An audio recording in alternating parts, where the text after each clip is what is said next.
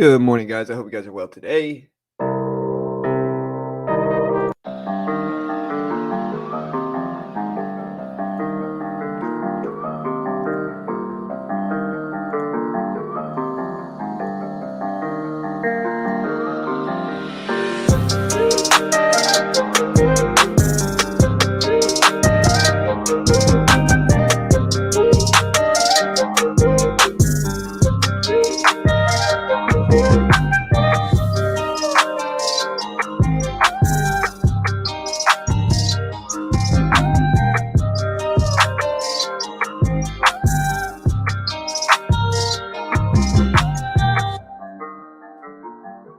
Music loud? My bad, team.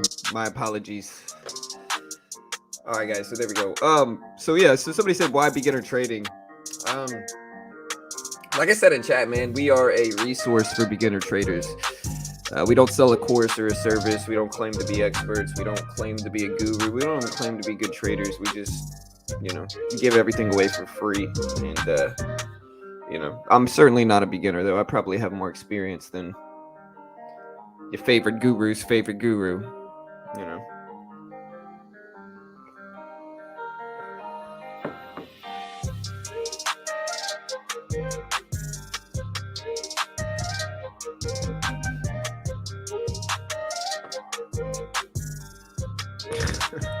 This is the typical beat Young Thug would destroy. I don't know, man. I'm not a big Young Thug fan. You know? I'm old, though. So, like, if you didn't understand the favorite traders, her favorite guru line, that's a Young Jeezy line, But yeah, I never got down with the Young Thug. Yeah, cryptos are the new stocks. We still mess with them. What's up, Greg? Hey, good morning, man. What's up, Greg? The other Greg, I guess I should say. Greg number 2. Shib is Bay. Hey, what's up, man? Good morning from Maryland. What's up, brother? Daytona Beach from Florida. What's up, man? Melbourne, Australia. That's cool. What's up, Playmaker?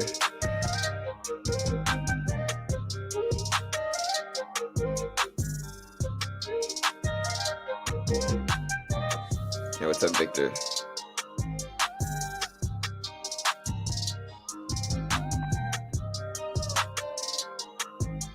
There's 2 Gregs here. I lost almost 20K on SoFi. What do you think of that? Well, I think that comes with the territory and that it depends on how new you are to trading, if I'm going to be completely honest with you. And again, remember, you asked me for my opinion on this, so I'll go ahead and tell you. If you lost 20K and your buying power, your total buying power is less than, I would say, 200,000, you're trading way too large, bro. So if you lost 20,000 and your buying power is less than 200,000 and your account size is less than 200,000, you're trading way too big relative to your account size, and you're taking way too big of swings that are eventually going to destroy your account unless you scale down your size. You got to think of it like this, bro. Like, trading is similar to poker. If you know about poker at all, trading is very similar to poker in that when you trade, your bankroll, like the best poker players in the world, need at least 100 times their buy-in before they try to have any long-term success. If they try to swing too much without having a big enough bankroll, they call it, then they eventually lose. And so in trading, if you're going to take big swings, you got to have the account for it, or it's not going to sustain. Yeah, the SPACs are also super risky as well. But yeah, I mean, think about it like that, though. Like, the best poker players in the world need 100 times their bankroll. The best traders in the world, I would say, probably need at least 5 times, 5 times what their monthly losses are ultimately going to be. So if you're losing 20K on one stock, you better have a big bankroll for that, because if not, you're gonna lose. And good luck. I wish you the best. Don't think I'm hating on you, Mirko. I'm just trying to give you some honest advice, brother. Yeah, and SPACs are risky. I guess it's ultimately up to the risk you take. Good luck. Wish you the best. Hope you do well.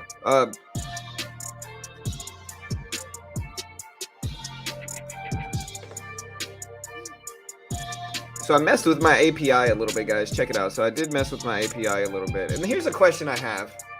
So I'm using Fintel's API. And Fintel has two options for their API. All right. So for my programming friends in the chat, Fintel has two options for their API. All right. They have... Hold on. Let me show you. They have their web data API, which they state on their website is cleared for publication on websites, is specifically cleared for publications on websites. And they said if you own or operate a website and would like to publish financial data on that site, you can use any endpoint to solve that problem, including all of these different data points, which are specifically the ones that I'm using in my API. For my API, I am using their short information for my API. And then there's the premium data API, which, they say provides the complete data sets that power Fintel and are immediately available for personal and development use. Commercial and enterprise licenses are available. I'm assuming, guys, and maybe y'all can understand this and kind of give me your opinion on it. I'm assuming that the web data API is then free for me to use. No? Because that's what I'm reading this as. I'm assuming it's free for me to use. Because if it is free, then I can publish my app within the next week and y'all can use it. Because y'all want to use the app. Here's the app. Let me show you. All right, so here's the app. The app allows me to see what the change in the short float percentage is overnight. So I can type in any stock here. I can type in Alibaba. I forgot Alibaba breaks the short percentage. That's the one stock. I can type in Microsoft. All right. Or hold on. I did this backwards. I can type in Microsoft here. All right. And this is. Let me show you. I added some stuff to it as well. I got to get rid of this US option, but I can add in Microsoft and see that the short float percentage change over the last 24 hours in Microsoft is minus 3%. I can also see the short float chart, the short volume chart. And more importantly, I think, is I can click on this full short report data and it'll give me a full rundown on the short interest ratio, the short interest percentage of the free float, the dark pool short volume, and the dark pool short volume percentage, which is kind of like Ortex level short data. You know what I mean? And so, with AMC, for instance, I can look at this and see AMC's data here. And I would like to publish this app for free. I'd like to put this out there for free.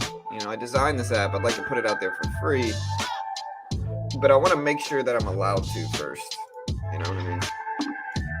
So let me know what you think. I'd publish it to the Apple and Android store.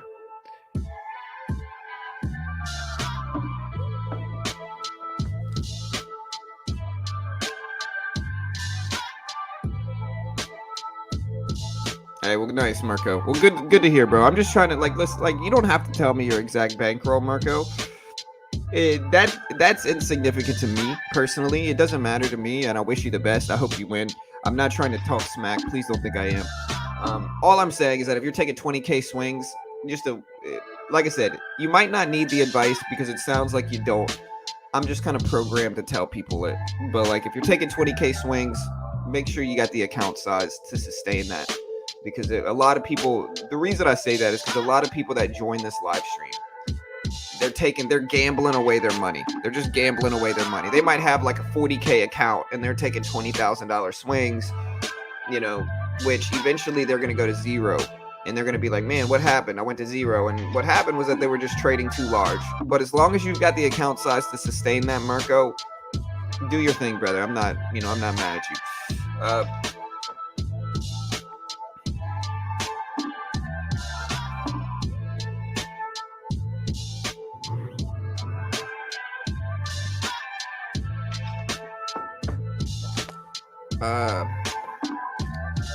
Any chance your team was full? No.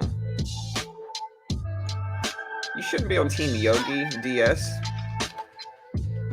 I've had a few people tell me this though.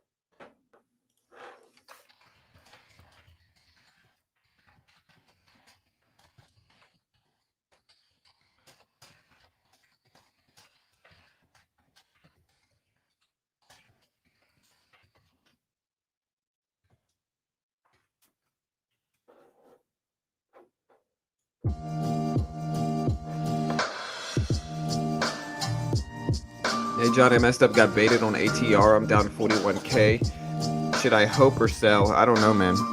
Good luck, brother. I don't want to say sell and then it turns around, and I don't want to say hope and then it doesn't turn around. So I have no idea, bro. Make your own decision there. Good luck, dude.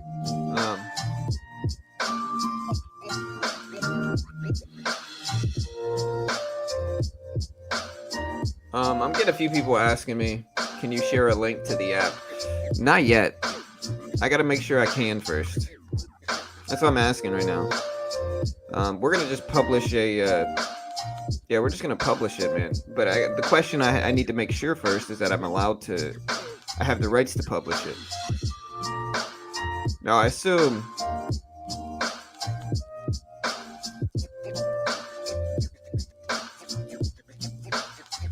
now I'm gonna assume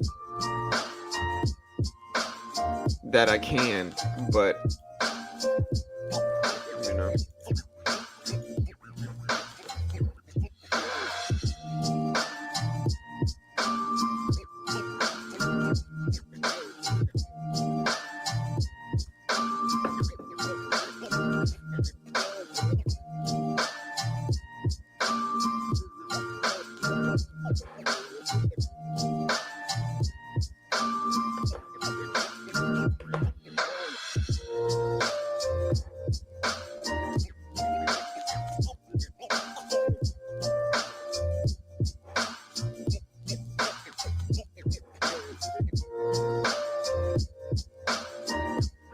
Forgive over permission. Yeah, it's better to ask for forgiveness than ask for permission. Yeah, but not for me. You know, not in this situation.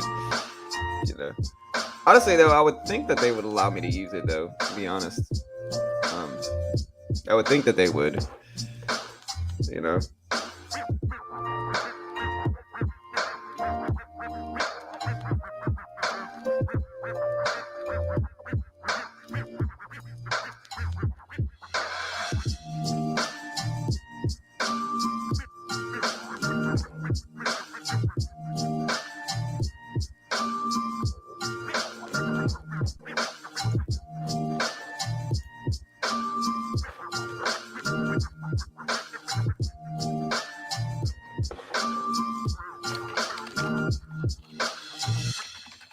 Yeah, what do y'all think of CEI? Is CEI back here? Look at CEI. It's at 124s.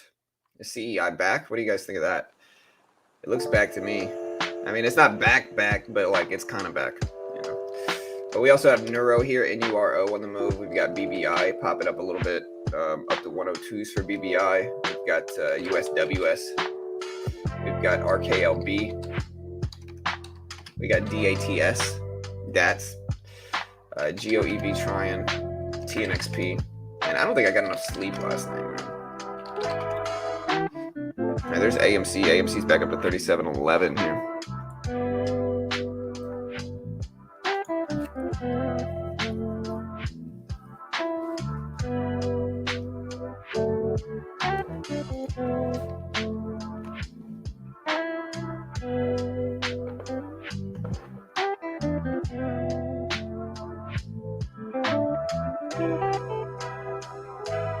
And look, if we look at Bbig here, let me check this out. But all right. Let me again. I mean, I've been asking you guys. Let me know what you guys would want to see on this app, because like here's the app so far. And again, you can name any symbol you want. Anything else you guys would want to see? Like we could look up CEI, for instance, and see that the change in short float overnight is 4%. Float volume, short volume. Yesterday's short percentage was 27. Today's is 23%. And then if we can see the chart if we want to for the short volume here. But then if we want to see even more data on like a full short report, it hooks up to Fintel's data. And so you can literally see the short interest ratio, the short interest percentage of the float, the dark pool short volume, the dark pool short volume ratio, and a bunch of other data, which is like, again, this is like fintech. This is like Ortex level data here. And so I think publishing this for free would be dope. You know, because I think a lot of traders are going to find use in this.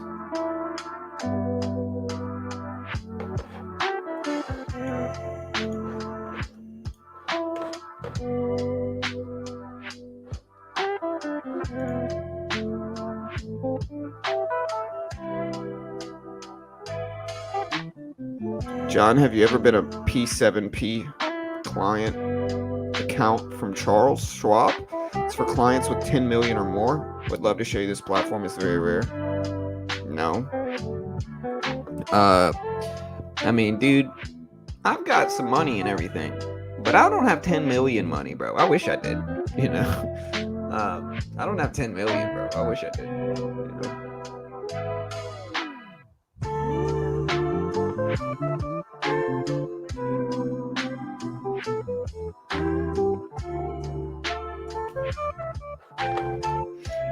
Alright, so yeah, let's put Sheeb up.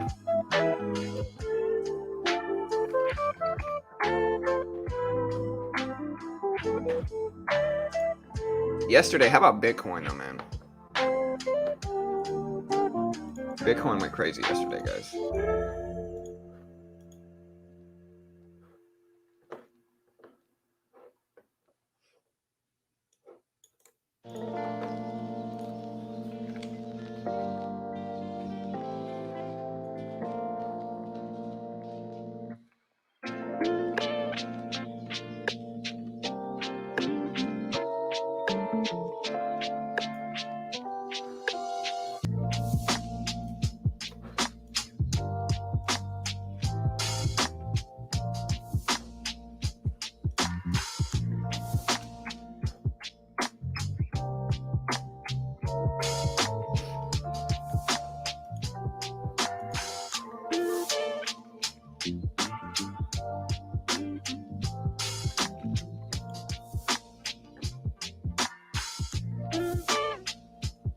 Hey, what's up? What's up, Tony? Yeah, I got you, bro.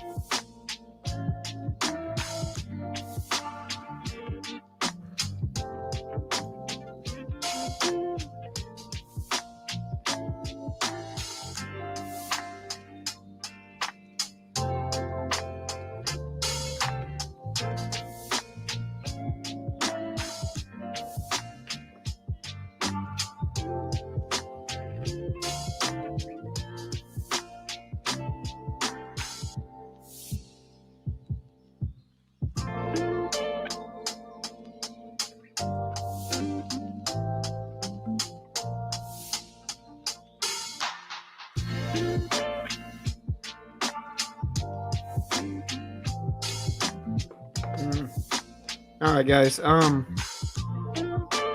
Yeah, Shiba. Yeah, we're gonna look at Shiba. Hold on one second. Let me pull it up.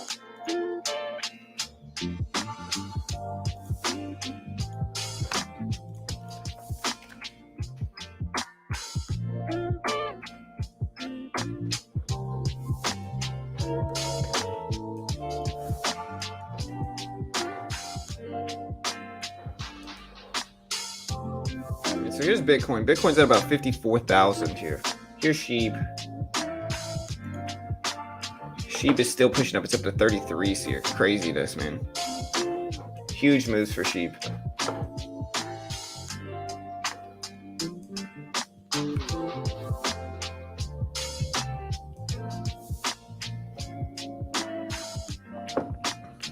Yeah, 10 mil liquid or net worth. Sure, Tommy, if you want to, bro.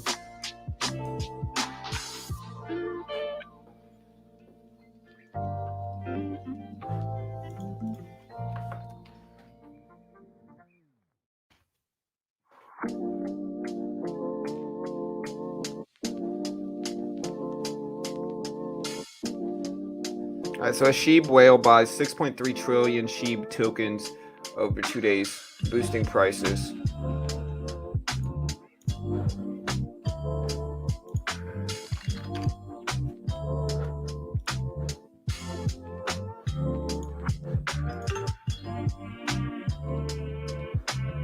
Man, what happened to TLRY, bro?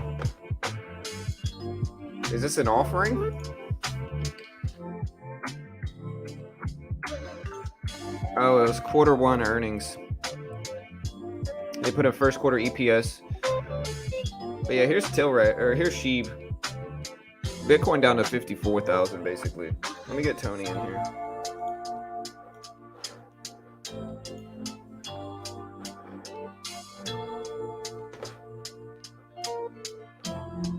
Yeah, what's up, Lucas?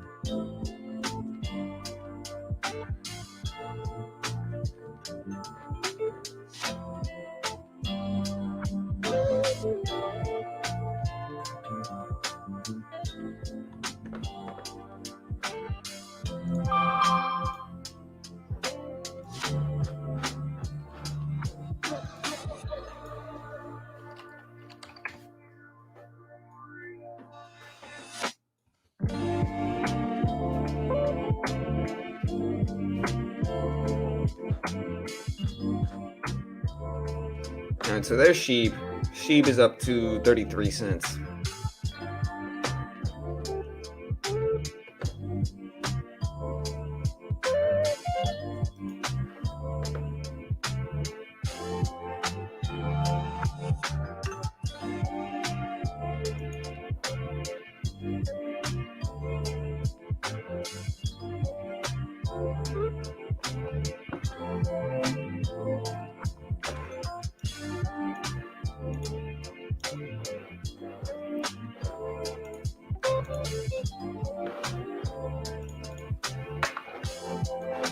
Let me know what you think of this one.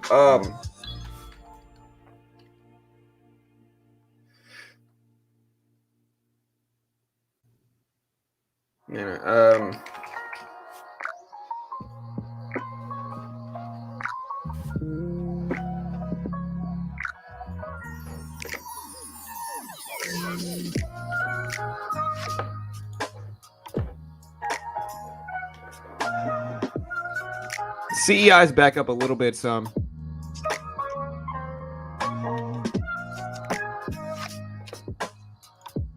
Hey, good morning, bro. Yo. Oh, hey, sorry, man. I was looking over to my right. What's up? What's up, bro? So yeah, dude, I see TLRY. I also see they did have some bad earnings. Not bad earnings, but worse than expected. Has it already came out? Yeah, so what I'm seeing drop for Tilray is they put in first quarter EPS.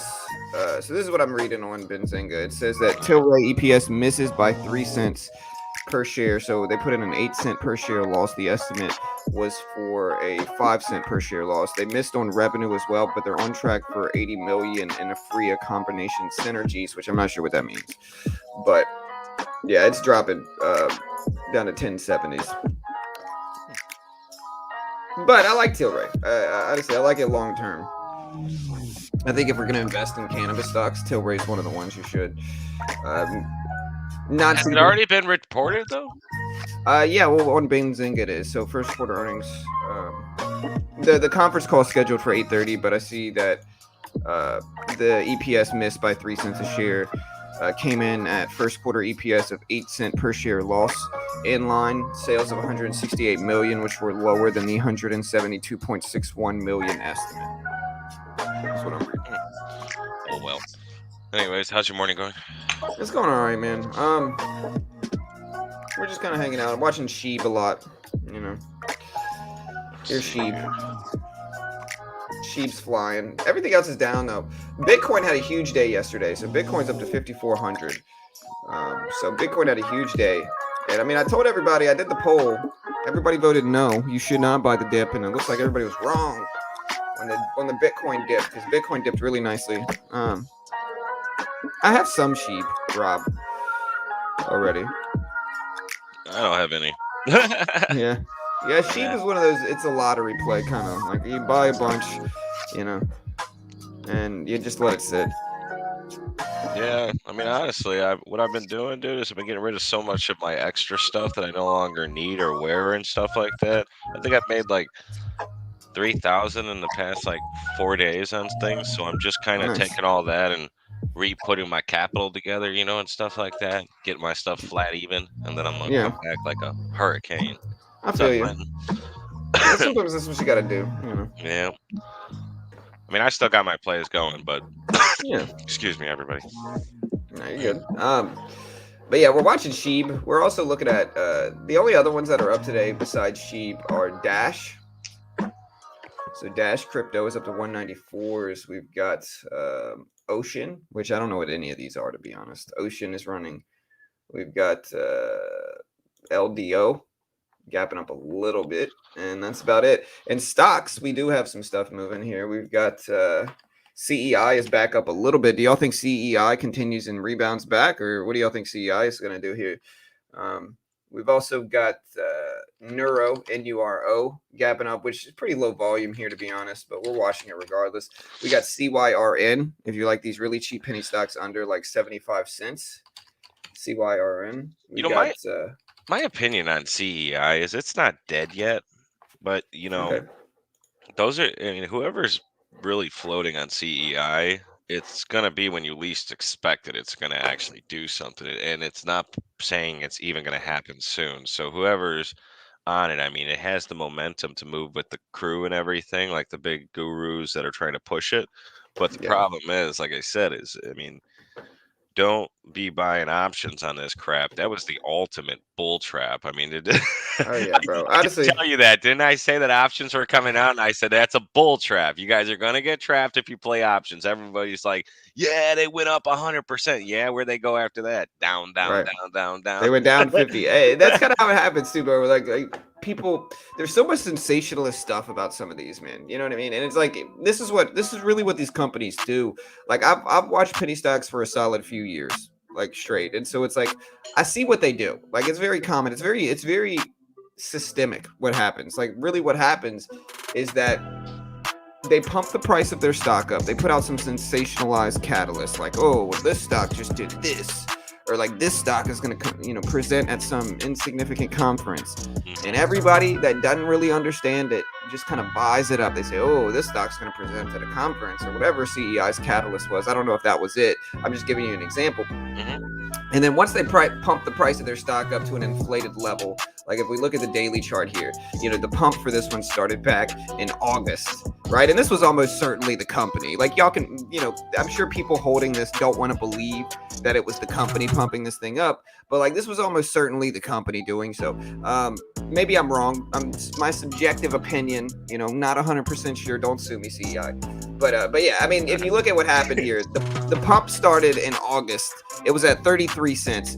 The stock got pumped all the way up to $4 a share. And then conveniently at $4 a share, they slam an ATM offering, which means that they dilute the company. They sell shares now that the price of their stock is artificially inflated.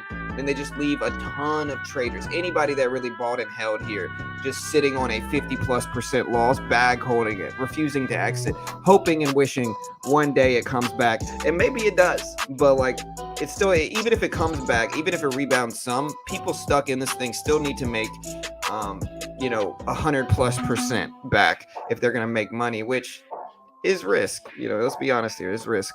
Um, You know, I really haven't seen too many stocks like move that 200% clicker like I'm used to. Like a couple months, like about a month or so ago, you had so many stocks that would just randomly move up in a day, like at least 30 to 40%, and then all of a sudden your options are like 800. Now it's just like everything's trickling. It's interesting. yeah. Everything's edging because of all this extra stuff.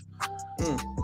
And just Penny like stocks have been very slow for October, bro. Penny stocks have been very slow, man. Usually October we start to get a little bit more life.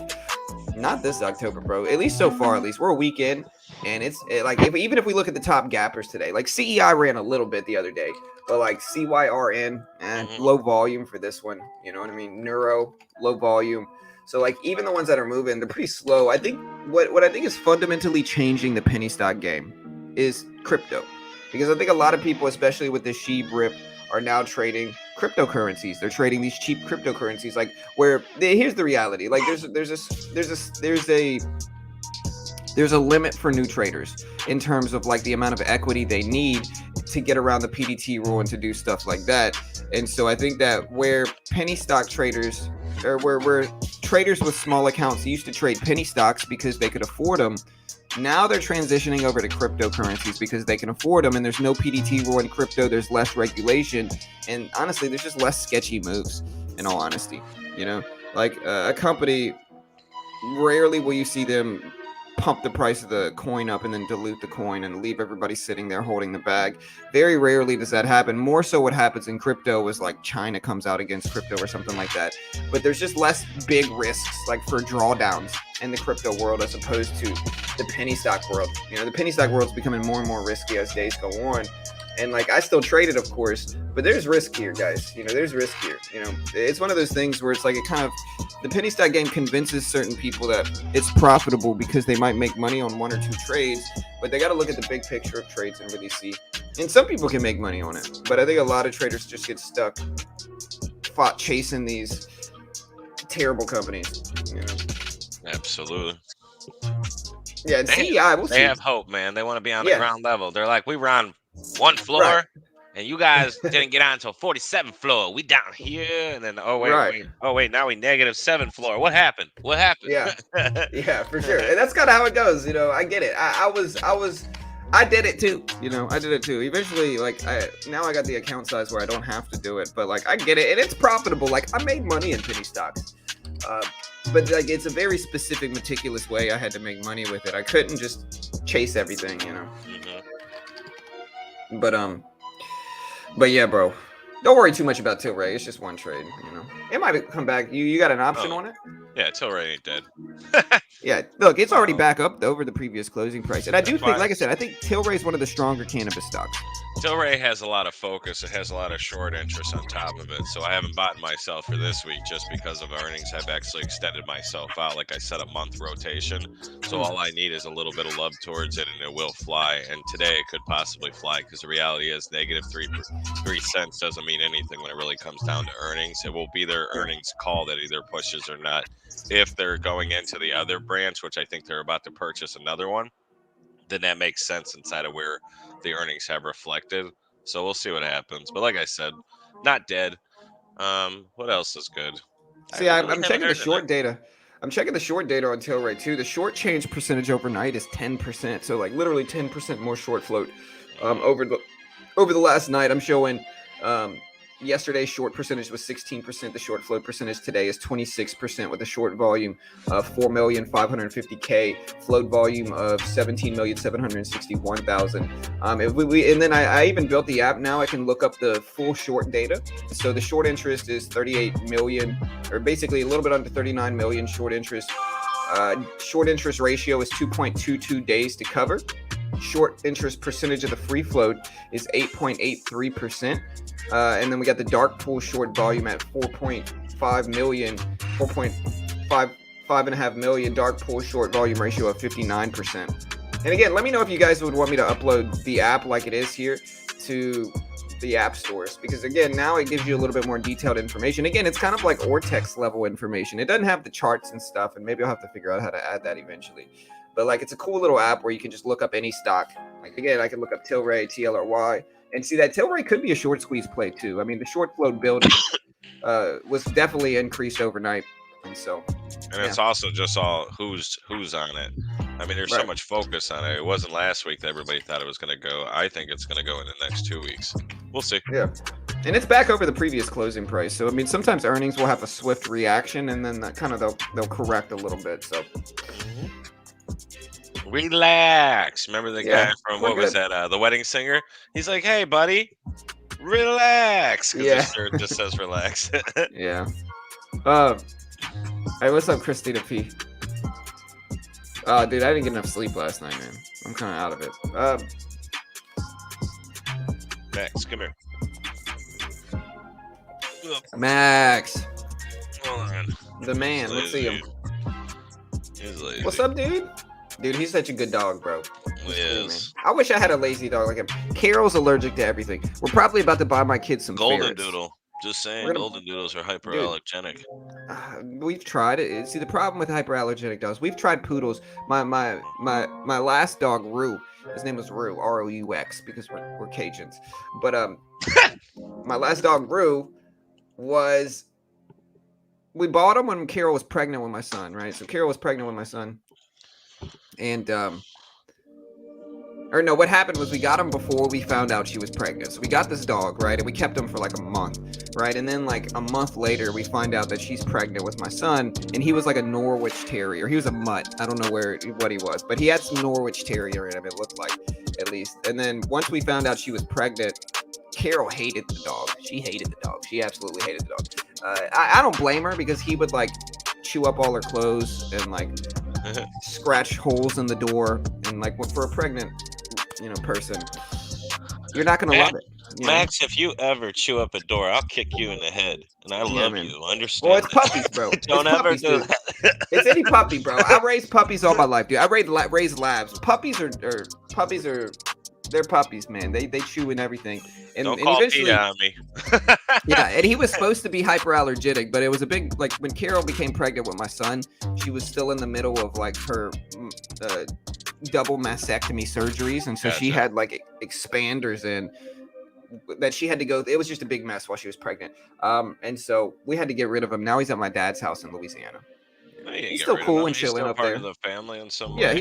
Yeah, he's up there. But I had I want to say like maybe like 6 years ago, I had a beautiful Old English Mastiff. You remember the Sandlot dog? Yeah. Old English Mastiff. I had to. I moved into a new place, and I had to give him up when I moved in. So I gave it to my old boss, and man, the whole house caught on fire, and actually him and another 2 dogs died during the situation after about a year of him living there. And I've always felt bad, but God, do I miss that dog. Gus, man, Gus was the truth. He was just you think think about this guy right here, but times just 7 in height and everything and weight. Just a big, gentle giant. I love Mastiffs, bro. I love Mastiffs. I miss him. But yeah, like I said, that's like, sorry to get negative and sad, but yeah, that was the dog that got away, man. The one I lost. Max, you're still cool. Yeah. Don't chew me, bro. Don't chew me, bro. Don't pee on me. No, somebody said it in chat. I'd love to take credit for it, but somebody said it in chat. Playmaker said it. Don't chew me. You love to see it. Yeah. But I wish I could get a dog. We're looking to get my kids a ferret or 2 ferrets, so they have It's just ferrets though, man. They stink so bad. They do. But we got a big garage here now, bro. We got a big garage. We can throw them in the garage. We can build them a Disneyland of a house in the garage, and then we can just let them chill there. It's like you walk up to the ferret. Why you smell? I was like, I don't see anything in here. Like, that's my normal spell, bro. They're like, damn, dude, that's my normal spell. I know. They're like, hey, that's how I usually smell, bro. They do kind of smell like pee. I'm gonna give those ferrets some bear glove. Bear glove. Yeah. Love that stuff. They normally smell like pee,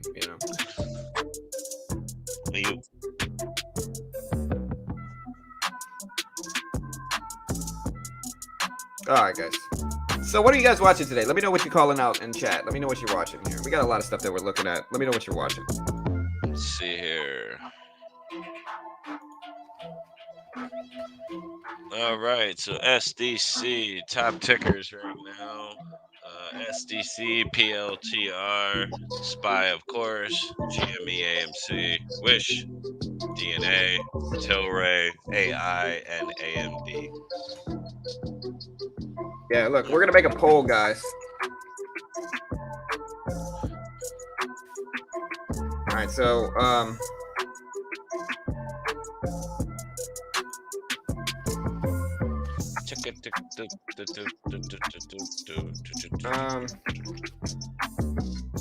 what else do we have here, bro? I don't even see much. We got CYRN.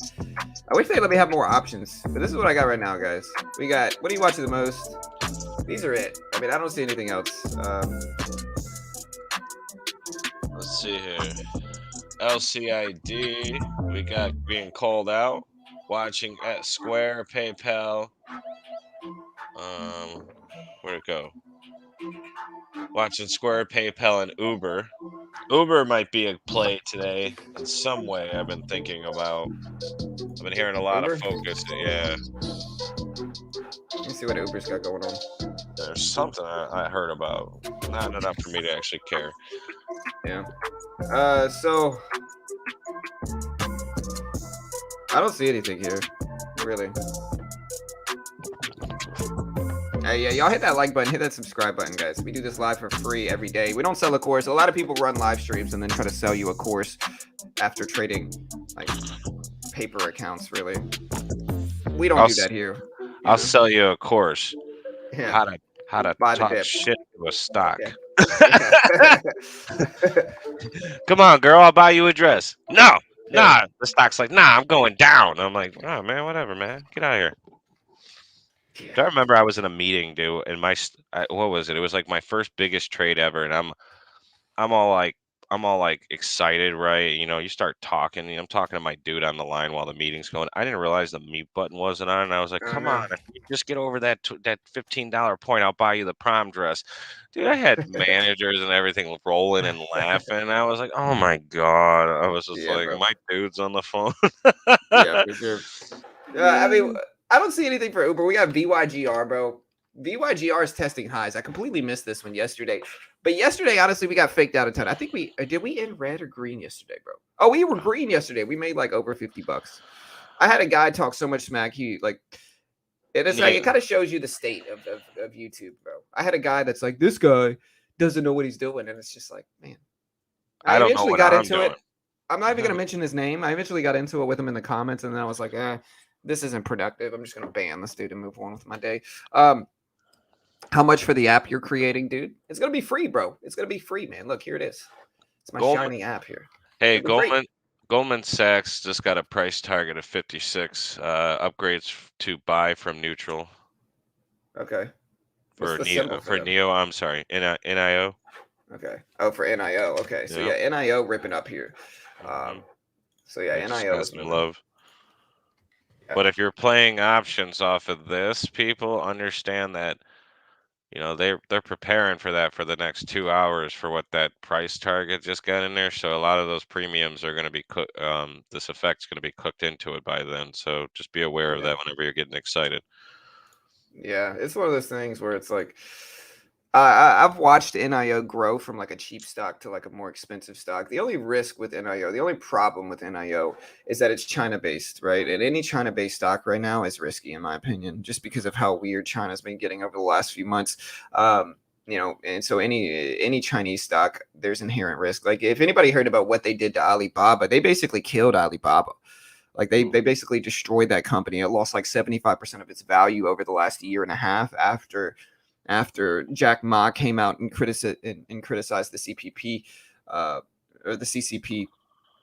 And so they basically destroyed it. It lost billions of dollars in value. And then they also came after crypto. And so I'm very scared of trading and specifically investing in any Chinese stock at the moment. Hey, so Um, just another one that just came out. Sweden to pause the use of Moderna's COVID-19 vaccine for people born 1991 and later, following reports of possible rare side effects, including I can't say that yeah, what are myocarditis. Uh, myocarditis yeah, is a heart defect. yeah. So mRNA for this one. Okay, let me look up this news real quick. Yeah, it's Sweden deposit, so that's gonna affect the price. You see that? It's probably coming from Bazinga here. I don't know. It's popping up on feed. One of the sources I get. Yeah, because I'm seeing I don't see that article yet. I see they plan to build a facility in Africa as one of them Let me to see real boost fast. vaccine production. That's the last thing I see. They saw third quarter. All right, so let me see if I could find it. Oh wait, Sweden, it's Denmark pause it's use of Reuters. Moderna. This was from yesterday. This was not for. Oh wait, this is for mRNA. So let me. Yeah, look up Reuters, right? Like Yeah, 49 this is minutes ago. Reuters. Finland Yeah, joined yeah. Sweden and Denmark in limiting Moderna COVID-19 vaccine. Yeah, what it says is that possible rare cardiovascular side effects, so like heart side effects, like side effects that affect your heart. Denmark and China, or no, Yeah, so Denmark and Sweden are the ones that are doing it. Here's the quote that they're having here. and They said, Finland just joined them. Just saying, as of 49 minutes ago, according to Reuters, that Finland also joined them. So that's 3 different countries now. But sorry to cut you off. Interesting. No, you're good. You're good. So yeah, so it says here, quote, the connection is especially clear when it comes to Moderna's vaccine, Spikevax, especially after the second dose, the health agency said, adding the risk of being affected was very small. And then another quote here is that these are typically mild cases and individuals tend to recover within a short time following standard treatment and rest. The risk of myocarditis is substantially increased for those who contract COVID-19, and vaccination is the best way to protect against this. End quote. And I don't know who said that, but that was from I think Moderna. All right. So it's saying, so Denmark said that while it used the Pfizer BioNTech vaccine as its main option for people aged 12 to 17, that it had decided to pause giving the Moderna vaccine to people below 18, according to a quote precautionary principle, end quote.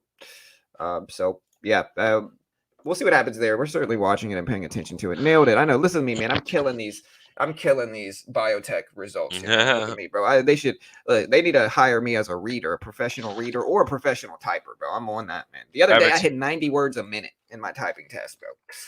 Every time I see stuff like that, I'm like, we built Put City, because that's going to be Putsville right there, man. For Moderna's going down. Yeah, for sure. Should I do a typing test, guys? Y'all want me to? Last time I did 90 seconds. Is it time to retry my typing test skill? I think I will. All right, so let's go. All right, here's the typing test, guys. See, that's a problem. Nobody can Antarctica. I know. Right, dude. Max, spell Antarctica. Good job.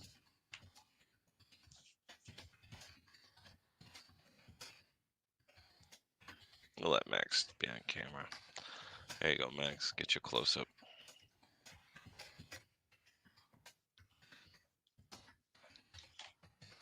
There you go, buddy.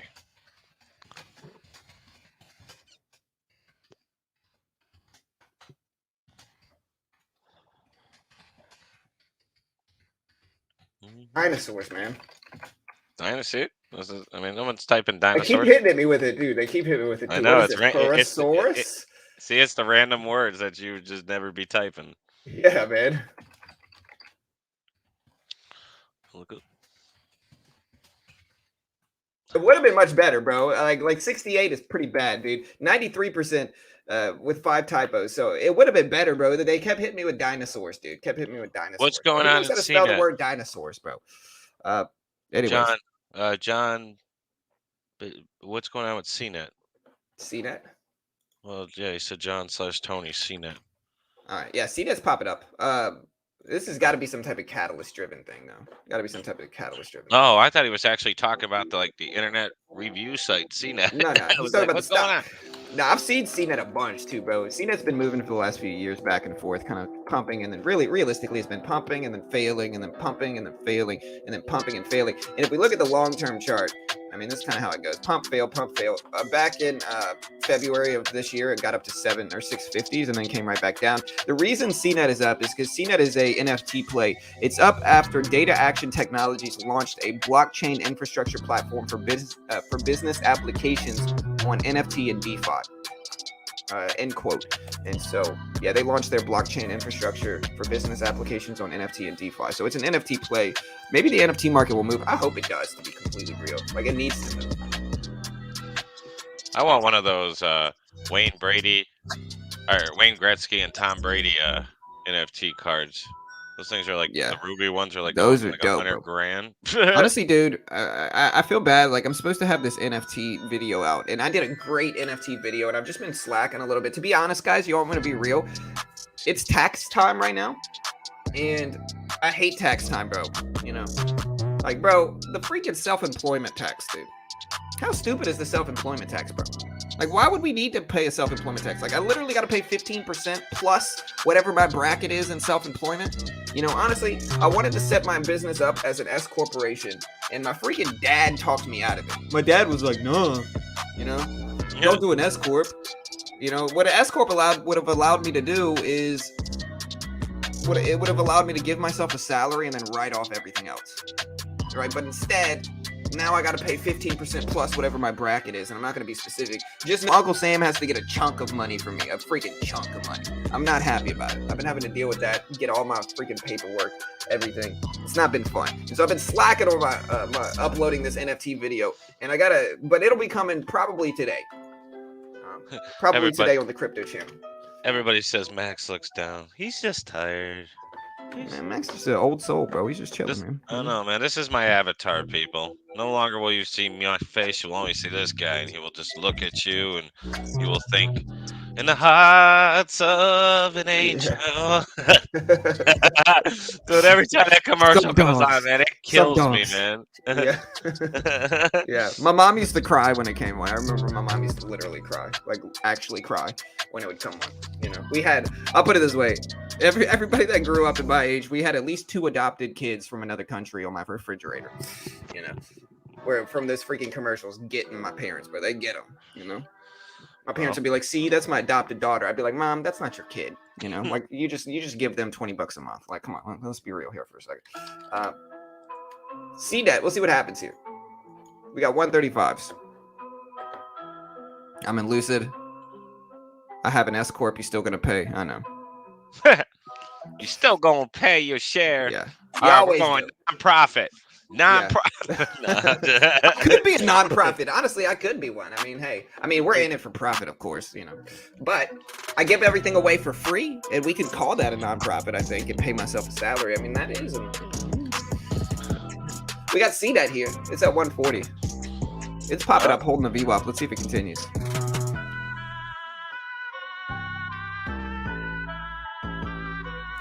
Man, that music is loud, John. Is it really? Yeah, man, that stuff is like. Bah! It's like, all right, here, let me Not fix bad it. beats today, though. Yeah. All right, is that better? Let me know if that's Yeah. better, guys. Hey, man, All right. I ended up getting some. Remember those zebra type of shoes I showed you? I wanted the ones with like the zebra print and everything on them, the quarter Yeah. snatch. Okay, so keep in mind they only retail for 110. Everybody for my shoe game. I ended up getting them for $200 from eBay. I was so excited yesterday, and I'm just like, yes, this But are you period. sure they're real, though? Oh That's the yeah, question. Are you sure it they're goes. real? Well, actually, the thing I like about eBay right now is it goes through a sneaker con authentication. Number Okay. one. And then whenever you have check app services as well, but eBay's been killing it because everything I've been sending to them for sale, they check it within a day, they get it right out. And keep in mind, whenever you're selling stuff on there right now, not to promote eBay, we have no connection with them, but still, there's no fees for sneakers. So if I sell it for 525, I get 525 from it. If you sell that on like the other, let's just say companies that resell stuff for you, such as SX and G with a T at the end, then you're stuck with like a big fee that you're losing, all these different things, processing this garbage. And like I said, and what's cool about it is all the shoes that I buy go through SneakerCon authentication.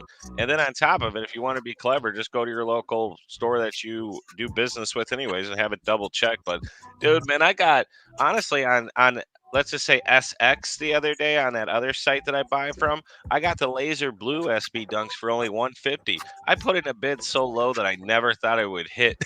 so so it's been getting some good stuff lately. Like people are either panic selling or markets all over the place. But like I say, whenever I see goods going in different directions instead of prices there, that that makes me aware of what's going on. Just to make sure everybody is aware, for everybody who's wondering about like inflation and everything. Hey, if you've gone to your local Dollar Tree or dollar store that only charged $1, I guarantee they're either about to or already have moved up products up 50 cents. So it's no longer the dollar store, it's the $1.50 store that they just haven't relabeled. So that's proof of Yeah. inflation right there, if nothing more, across the nation. Because when it affects the smallest buying bracket, then that's hit the rest of the bracket as well, just in my opinion. That's usually Right. the Right. last bracket to actually be affected when it really comes down to it. Yeah, I feel you. And I mean, I get it. It's a good judge of all the inflation overall. I see the poll here, guys. So let me know what you're watching the most today. We got sheep, we got other crypto, we got CEI, Neuro, CYRN. Vote now, guys. You voting on the poll alone helps boost the channel and the algorithm. So vote on the poll, guys. Let us know what you're watching today. Sheep, CEI, Neuro, CYRN, all that stuff. Let us know.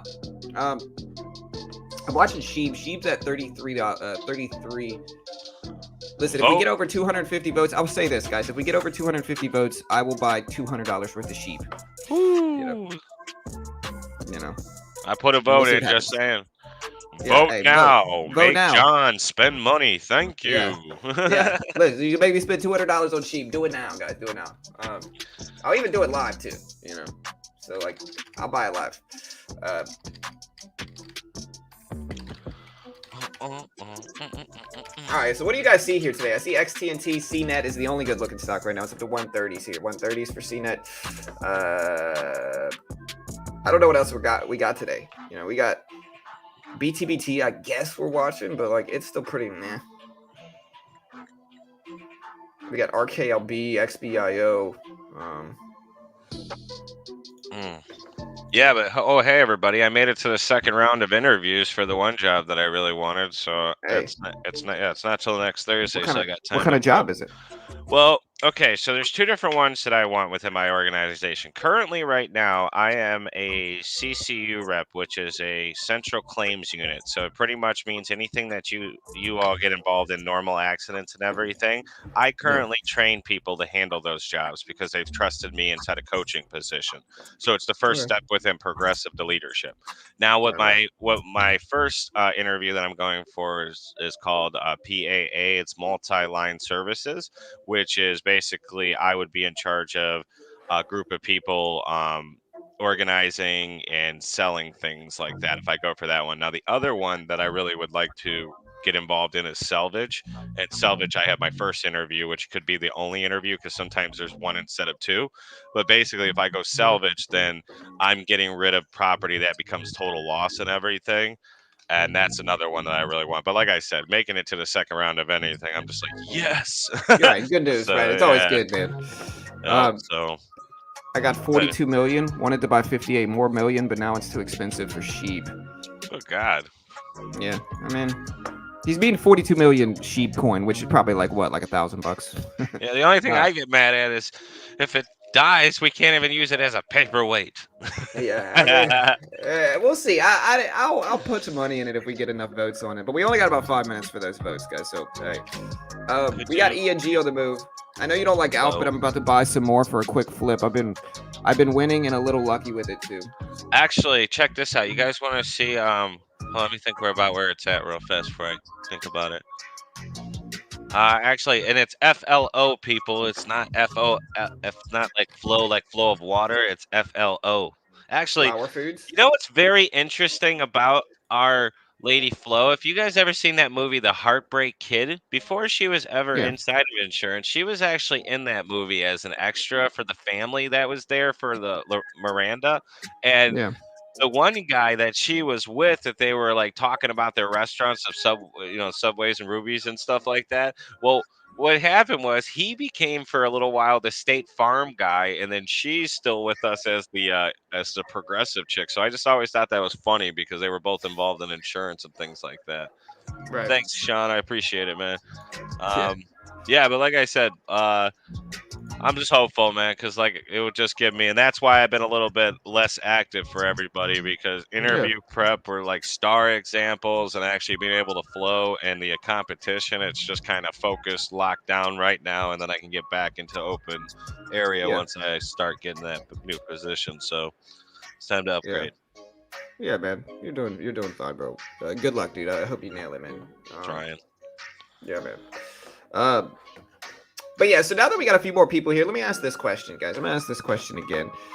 All right, so I built this app, right? I guess the next thing I could add to this app, the next thing I want to add is another API for crypto. That would be kind of dope, right? I could look up the crypto data. But so I have this app, right? And this app is from Fintel. And there's two options for APIs on Fintel. There is web data API, and then there is premium API. I'm assuming by that some of these are, I'm assuming by that, and it says here, quote, for the web data API, it says specifically cleared for publication on websites. If you own or operate a website and would like to publish financial data on that site, you can use any endpoint to solve that problem, including what I have shown here. So this is all under the web data API. So from what I understand, and my programmer friends can maybe help me with this, that means that this is free. No? That means that I can publish this, right? That means I can publish this to the App Store and not get into trouble, and not need a license like that, right?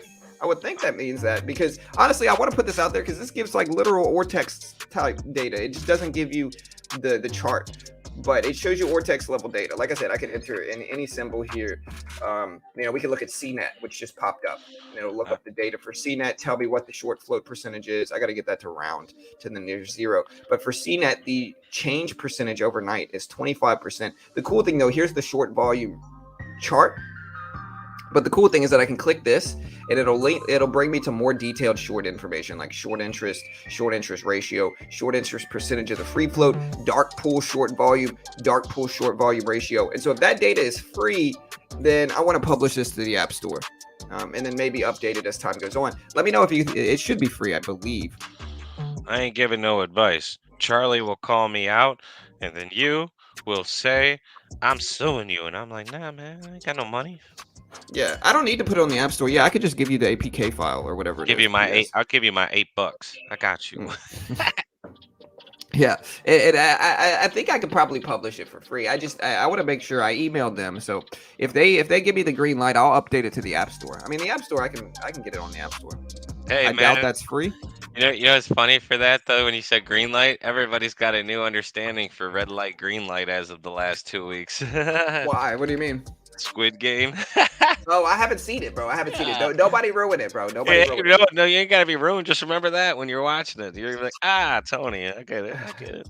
I did watch the Many Saints of Newark, but I Nice. never saw the Sopranos, and so Carol and I started the first episode of Sopranos yesterday. So we're literally watching it in canon order. We watched the Many Saints of Newark, and then now we're starting on the first episode of Sopranos. So we can literally see how Tony Soprano was when he was younger, and then we're watching it in order. So we're a little bit different. We're watching it backwards as opposed to how most people are watching. I got But you. it's been pretty fun. But yeah, all right. So we got stocks here. We got crypto. We got stocks.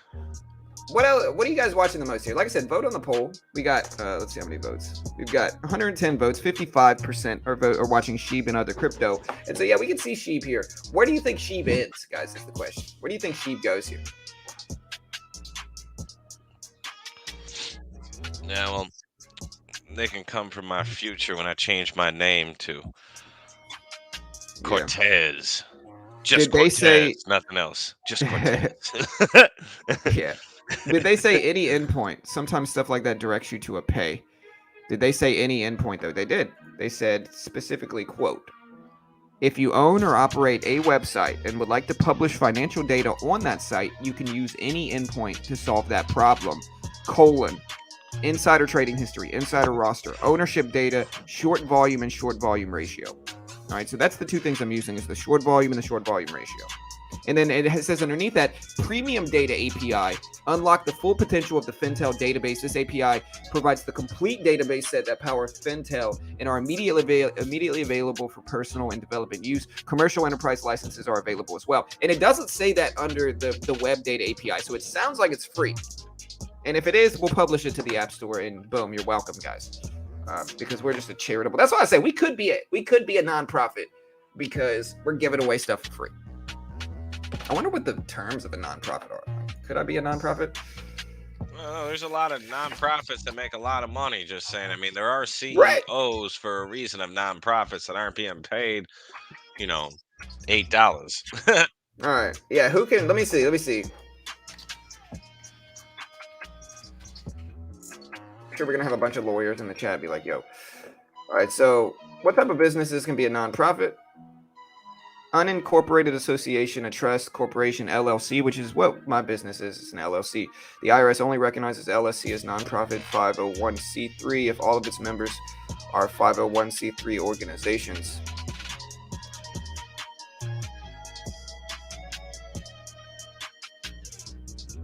I don't know. Don't worry, IRS. I'm probably not going to do it. Any endpoint is any endpoint. I know, that's what I'm saying. The only thing I'm seeing is they might actually mean that they want you to publishing it on a website, not releasing it as apps. But that's kind of splitting here, in my opinion. Right. I mean, an app would kind of be considered a website, right?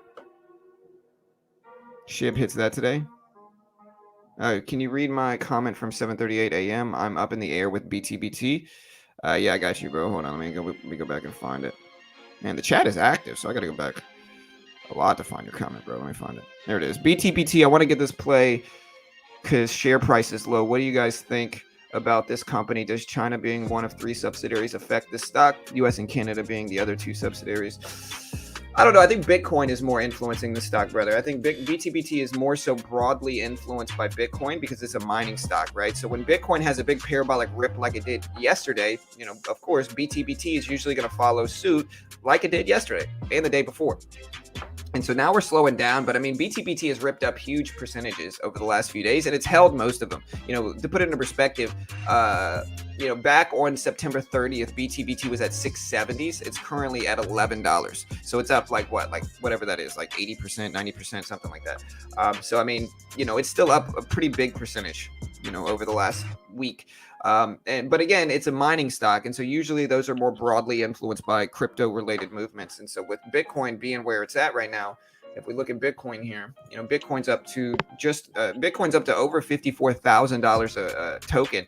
And so I mean, we'll see what happens. But Bitcoin looks good. Slightly red today, and that might be why BTBT is slightly red. But the broader understanding of these type of stocks is they follow Bitcoin to a certain extent. I mean, it's a mining stock. The goal for BTBT, I promise you, is to turn into a stock like Mara or Riot, which are like the big names in mining. Mara, Riot. These are the big names in mining. And so, the goal of BTBT is to sustain at those higher prices. It's most likely what it is. Another question, though, just not to sidetrack from that, but another question here is, so I have this app for stocks, and it's looking like I'll probably be able to upload this data for free. It sounds like I'll probably be able to upload this report for free, this app for free to the App Store. Now, I do want to add a crypto page to this. So I want to have a little button at the top that says stocks crypto, and somebody can select stocks, and then this page will show up, and then it can say crypto at the top, and somebody can select that and then allow them to look up cryptocurrencies as well, because a lot of cryptocurrencies have free APIs. Like a lot of the platform have free APIs for that. And so what kind of data do you want to see for crypto? Like what kind of searchable data would you want to see on the app? Let me know. Short interest is good. Well, with crypto, I don't know if that's super relevant because it's just crypto, a little bit different of a market. My bad. Yeah. We already got short data. So this is the way. Basically, what this app does is show you the short change like over the last 24 hours, as well as a full short report, so you can look deeper into it, right? So we can look up, what was BBIG, which was a highly shorted stock. And we can look that up and see that the short float percentage today is 15%. The change overnight is minus 4% short float percentage. And then we can look at the chart, but we can also click the full short report here for BBIG and see way more detailed information from Fintel, like short interest ratio, short interest percentage of the float, dark pool short volume ratios, all that good stuff. So that's basically what this app does. It's kind of like Ortex. It looks up. It's kind of like Ortex's short data. Good stuff. Yeah. see here. Actual short interest on crypto would be amazing if you could find it. Yeah, for sure. Yeah, don't worry, Jim. The API are almost certainly limited, though, I'm guessing. If so, that makes it easy to see where they're protective of. Yeah. And we'll see, man. I'm gonna make sure to reach out to them first. I already emailed them asking them, but we'll be safe. Shiba is a crypto. Shiba is a crypto. Can you make the app alert you on a ticker that gets a whale investor? Yeah, so the other thing I wanted to add to this app is that in the free section, it shows me specifically stock regulatory filings. And so I can make the app pull out a link to the stock regulatory filings. And so included here, we could have the short data and then maybe scroll down to the bottom and see like recent regulatory findings at the bottom here, because like it shows a lot of different data. But that's what we're working on now. Again, leave me your comments or email me if you have any suggestions for that. And leave some love. No. Does it seem like a full feature API or does it have any obvious limitations? Well, from what I'm seeing, it's just a web data API. So if you go to, for Fintel, it's just a web data API. The premium data, and again, that's what all it says. It says if you own or operate a website and would like to publish financial data on that site, you can use any endpoint to solve that problem, which is ownership data, short volume, insider trading, and insider roster. Now, the premium one includes a little bit more stuff here on the API. So like the premium includes, let me find the premium.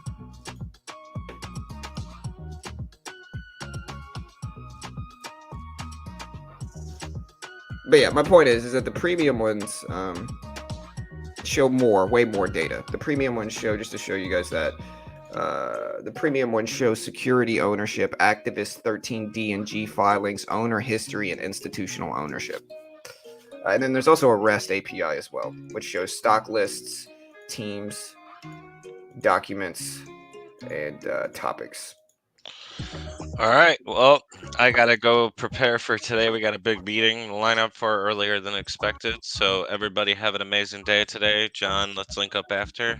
Hey, Bye, yes, guys. sir. Hey, thanks, brother. Have a good day, man. No, about to like do some salsa with this dancing. Hey, Later, we're man. diversified over here, bro. We're diversified over here, bro. All right, brother. Hey, bye, everybody. later, bro. Everybody have See a you, good man. day. Bye. Later, dude. But yeah, I'm using an app that I built with an API, Get Crafty. So it's just it's a React Native app, that I built, pulling data from an API. If you want to see it, this is it. Pretty simple app, but useful nonetheless. And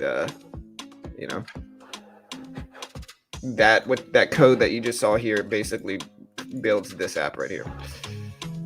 So we're just trying to trying to make sure it's free before I try to upload it to the App Store and get a big cease and desist letter from Fintel.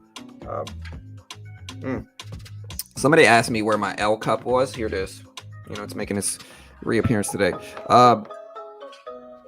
KOLD. Yeah, cold is popping today. It's an ETF. It looks like it's a gas ETF. So it's an ETF. It's not really my style.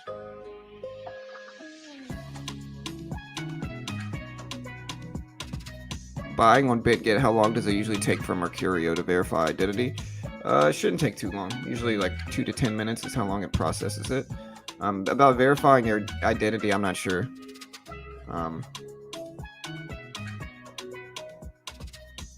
Yeah.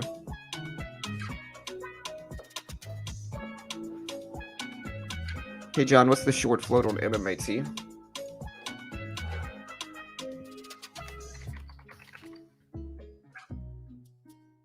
All right, so today's short float percentage is 31%. The short float change overnight is 5%. Yesterday's short float percentage was 26%. Here's the chart, and if we look up the full short report here, the short interest is 24 million shares. Short interest ratio is 2.78 days to cover. Short interest percentage of the float is 10.5%.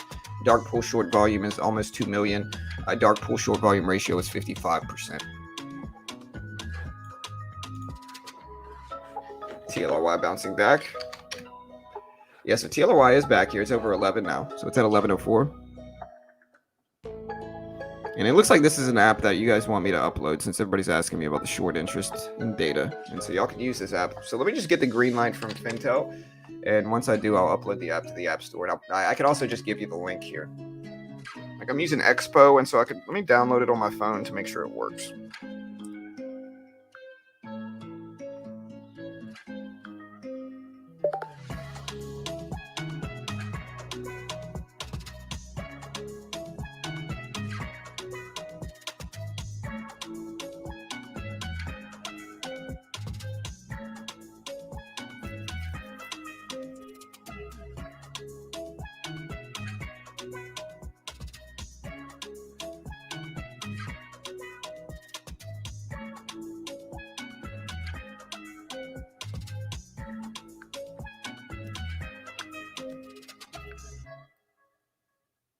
All right, guys. So,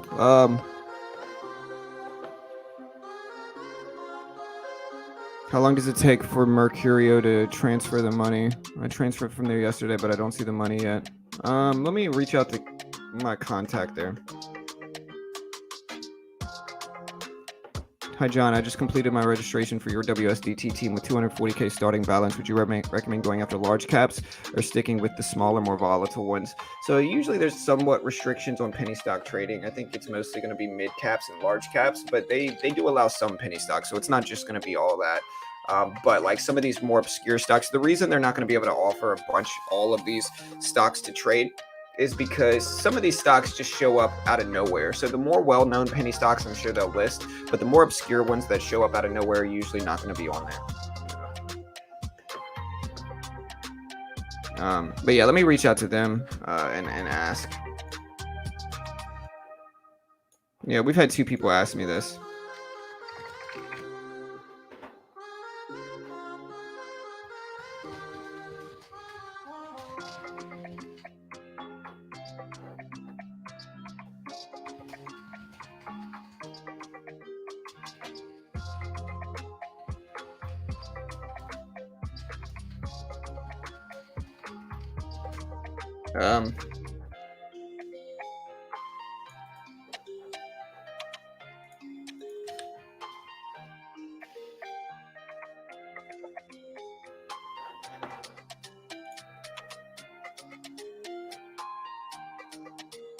Yeah, let me see who else asked.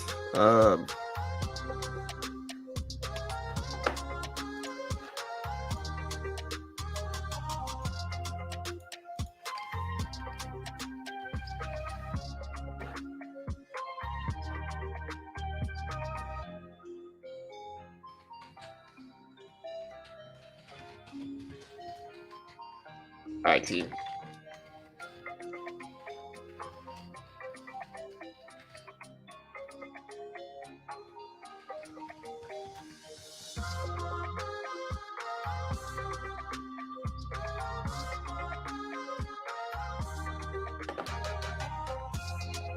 Just make sure to email me at beginner trading. Yeah, well, that's a different DS. I've already emailed them, brother. I'm waiting to hear back from them.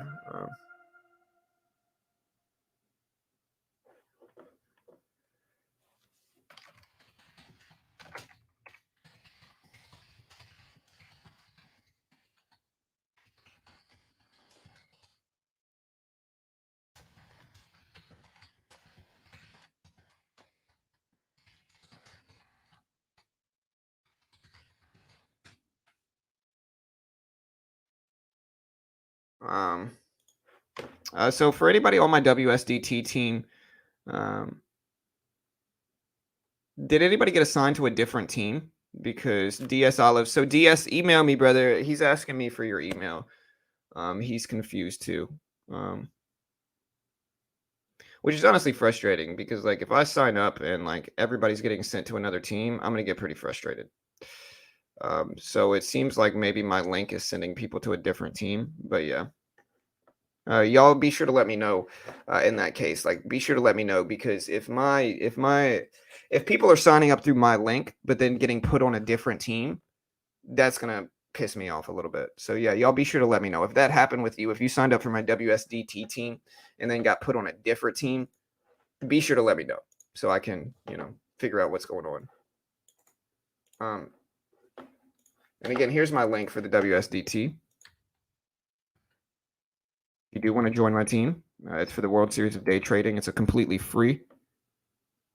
Just got my confirmation email, but they never called me to verify.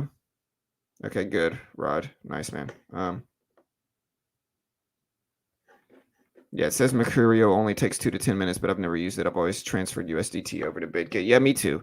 Like when I transfer money to Bbig, I'm usually just sending money from a different platform over there, and I usually get it within about 10 minutes. It picks it up pretty quick. BBIG just spiked up, guys, so check out BBIG here. Trying to look up some more data here. Also, guys, I'm using Benzinga scanners to catch a lot of these big movers. Benzinga scanners are super useful. One of the really dope things about Benzinga is that they allow you to sign up for a free trial, completely free. And so a lot of the time, I don't think they even need a credit card number. So you can try them out for free, and if you like them, you can continue. But again, a completely free trial for Benzinga for 2 weeks straight. So if you've ever wanted to try out Benzinga, they do have a free trial. Check them out. Here's the link. You can also find it in the description as always. No, so okay, cool. And you're on my team, Chris?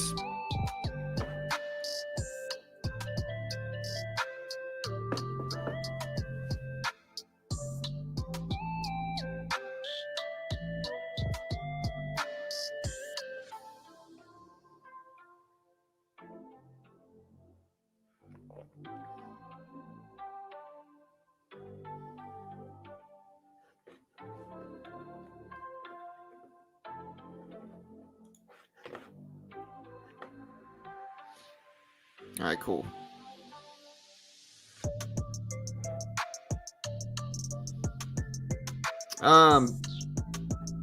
Try to catch back up with the chat. If you become knowledgeable in sectors using leveraged ETFs, could be a very good system because you don't have to wait for it to go long period. Once it's going the other direction, you can go short. Right, exactly.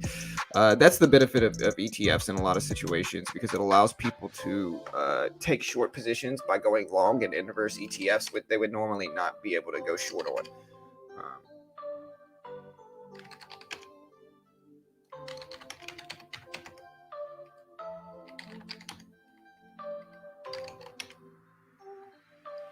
Anything else you guys see here? I'm watching the crypto market. Here's Bitcoin here.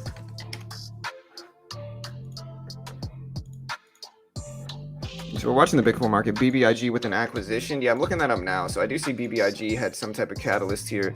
Them and Zash Global reported a purchase of AdRiser for $108 million in cash and stock. They announced they signed a binding letter of intent to acquire AdRiser, which is a leading publisher and analytics solution with a focus on revenue attribution for $108 million.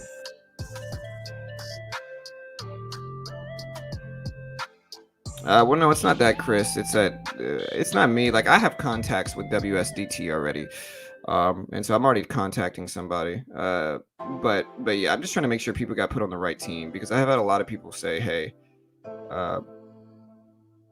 I've had a lot of people say, hey, I was put on a different team, so I just want to make sure. So David Kelly said, just got my confirmation email, but they never called me to verify. So you got put on a team. Just make sure it's my team because a few people have been saying they got put on a different team. You sure got that with KOLD.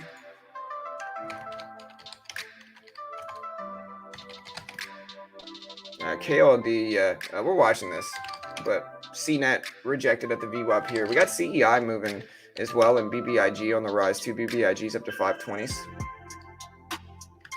We got Neuro here too.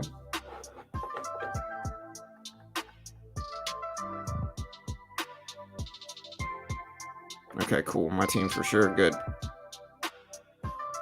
And like I said, if you want to join my team for the World Series of Day Trading, which is the competition we're all talking about, let me post this link here. And so that way you can check out the World Series of Day Trading, be on my team specifically for it. And yeah, check it out. Join my team. It's a completely free trading competition. It starts in only like 8 days or something like that. And it's completely free. You ain't got nothing to lose, guys. Completely free trading competition. The top traders win free prizes. The top traders on my team win free prizes. and the top traders overall win bigger prizes as well. They give you a demo account for a week, and then you just compete with other traders to see who can perform the best. There's going to be a max loss, all that stuff, but it's honestly really dope. Check it out. Here's the link.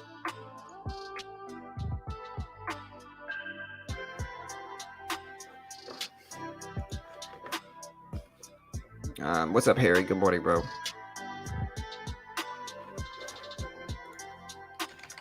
Yeah, well, here's the BBIG move. So BBIG's popping up. It's at 540s, guys. 540s for BBIG. And it's moving. It's at 540. So check out BBIG rip.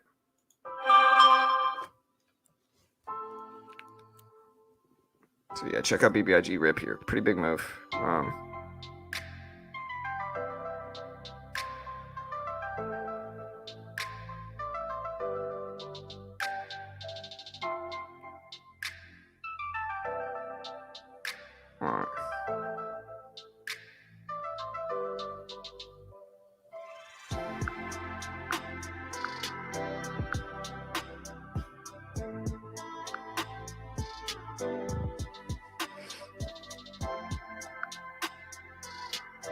All right, team. Hey, so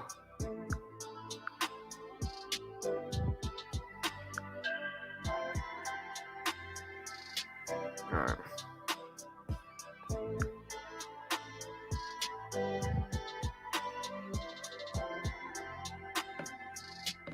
Okay, so I did get a message back from Finto.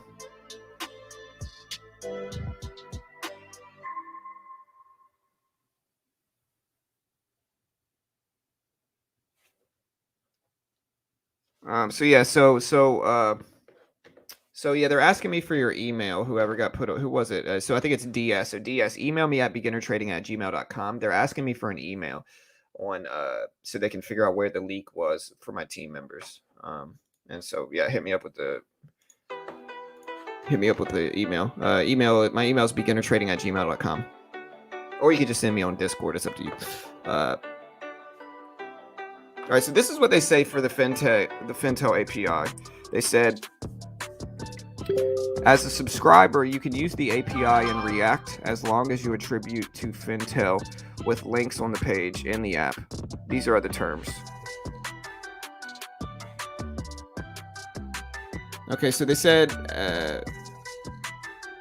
if you're having trouble with Mercurio, you want to contact them because Mercurio is a separate service. It's a pretty well-known processing service too, so you might want to reach out to them and just see what's up. Go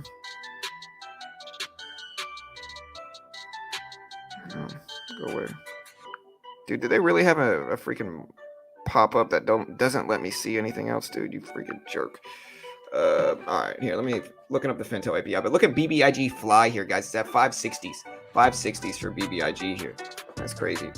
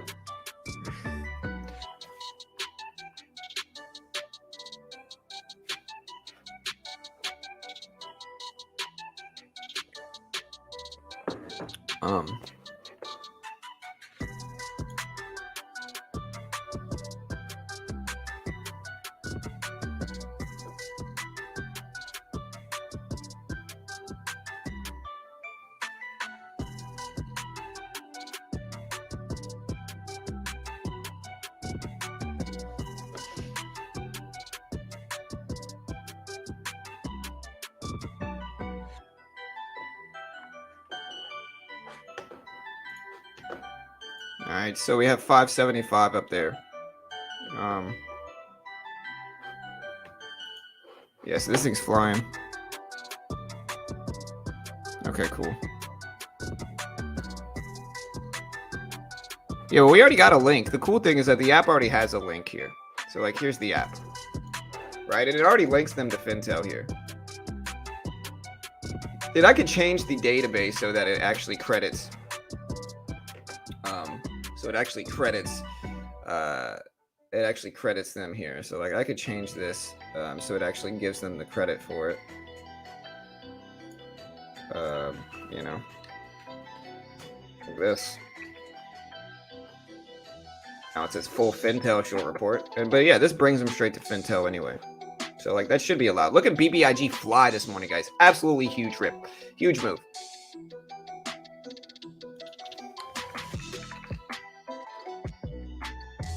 Absolutely huge rip here, guys. Crazy momentum, honestly.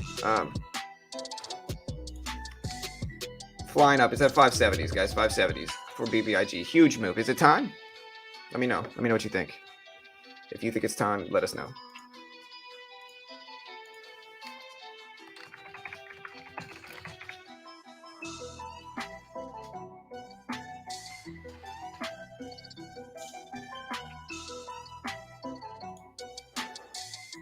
All right, so BBIG flying up. It's at 570s, guys. 570s. Crazy momentum. Doge. Yeah, we can look at Doge.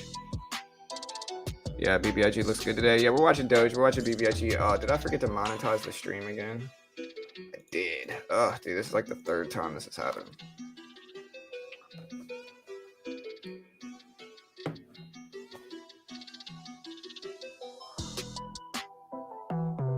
What?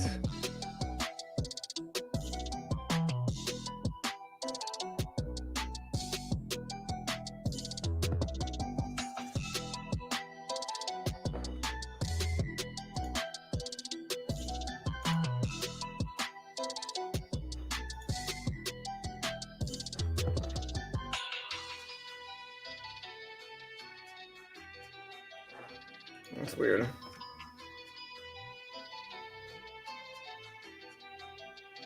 Yeah.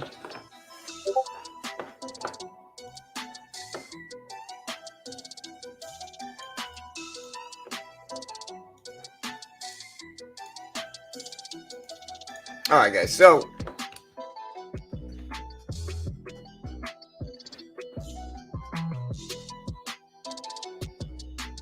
what's with BBIG? Yeah, BBIG's ripping up today. So the catalyst for BBIG is they're acquiring another company. So BBIG is up after the company and Zash Global reported the purchase of AdRiser for $108 million in cash and stock. Yeah, so it's running up here. It's at BBI. It's up pretty nicely. Up 390% on Sheeb. BBIG can keep running through next Thursday if it maintains. I YOLO'd BBIG back at $3. I've been waiting patiently for this. Let's go. Please don't pull another SPRT with this merger. Just bought 10,000 shares at 496 yesterday. Nice, man. Doge. Yeah, we could look at Doge. I mean, we're watching it.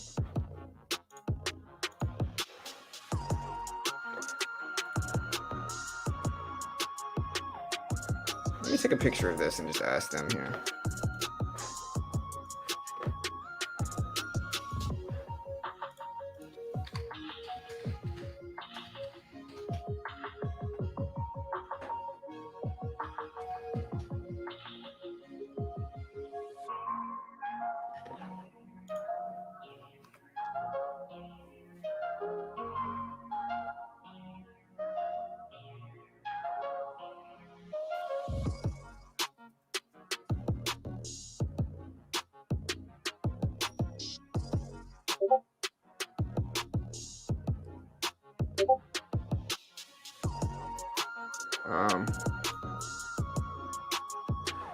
Okay,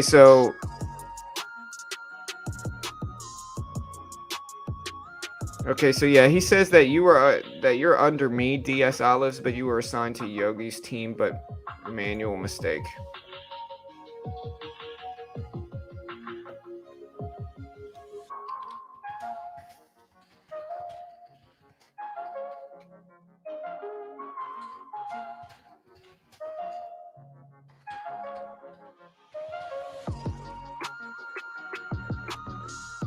Um,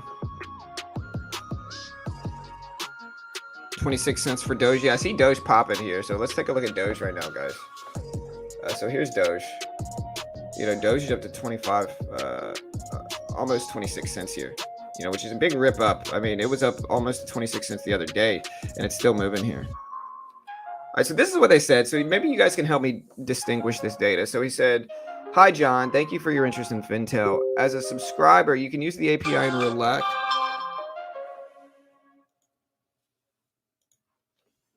All right, so for those having issues with depositing on BitGet, they said reach out to Mercurio is the first thing you should do, but you can also report to their CS team in case there is no response from their side, is what they're saying for BitGet. But yeah, so this is what they said. They said, as a subscriber, you can use the API in React as long as you attribute to Fintel with links on the page in the app. These are the terms.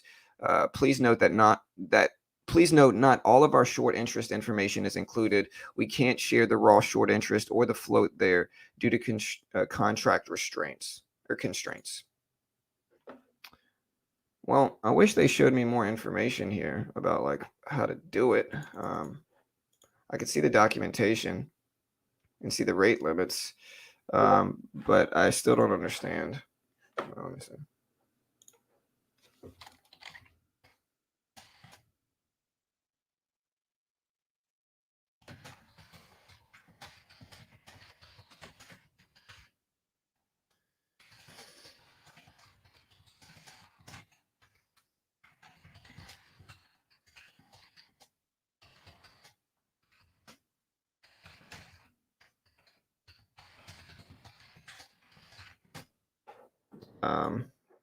From the web data API.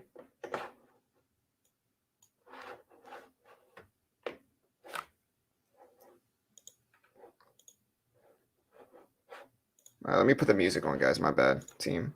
Bear with me 1 second. Look at Doge, though. Doge is up pretty big as well here. So for Doge is making moves. Good morning. BBIG is also an NFT stock. Yeah, check out BBIG. It's up to almost $6 a share now. Honestly, crazy move here, to be honest.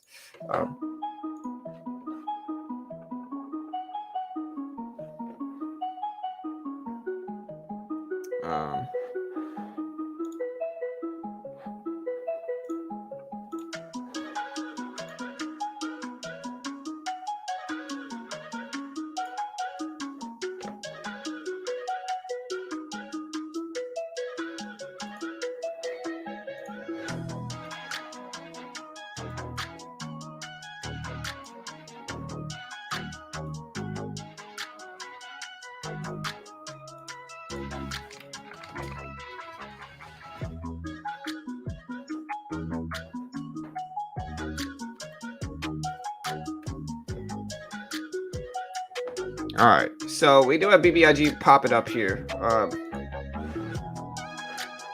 me mess with this a little bit. What the heck? Okay.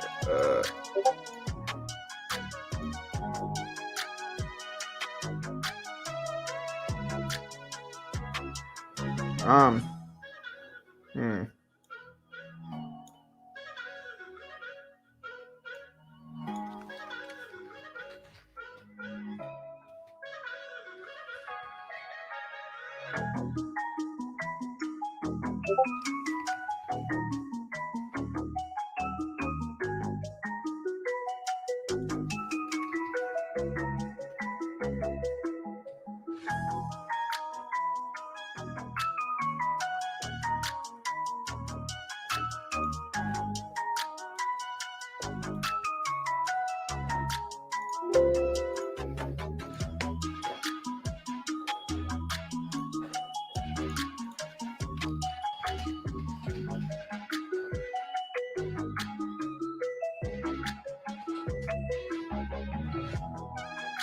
All right, guys. So BBIG is over $6 a share now. Over $6.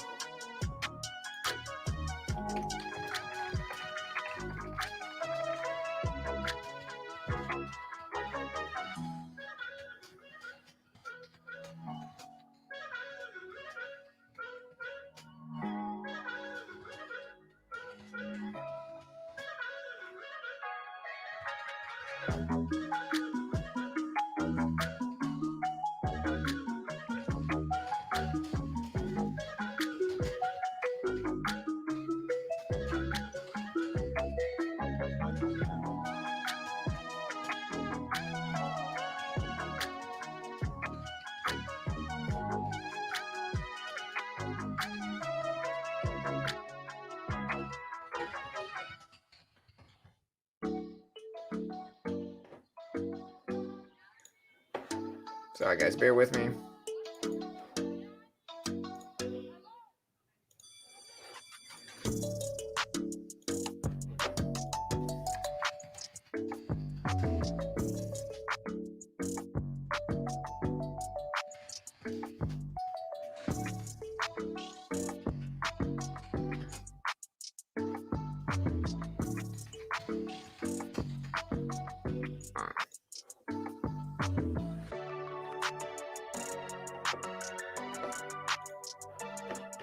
BBIG offering. Yeah, BBIG's flying here, guys. Big moves for BBIG, in all honesty. So we'll see what happens here, guys. But big moves here. Love the site. I like trading along with John. Hey, thanks, brother. I remember two-way talking about BBIG 6 months ago. $40. I would have had a couple $100. Yeah, well, hindsight's always 20/20, though, guys. You know, remember. BBIG, yeah, BBIG is up. But, like, if we look at it in terms of, like, where it was, it's pretty, you know, it's still not back a little bit. I mean, it's up about, what, 20% right now? Up to $6 from $5. And so that's a 20% gain. Oh, man, these headphones hurt my ears. But we got to look at it in the grand scheme of things. Like, you know, back at early September is at $12.50. So, I mean, you know, being at $6 a share, even though it's a rebound from what it was before, is not super strong yet. Now, it looks good. It's strong on a short-term basis, but long-term, it's still not considered strong. It's still just kind of rebounding some from some very low levels. And so, you know, and this is just catalyst-driven.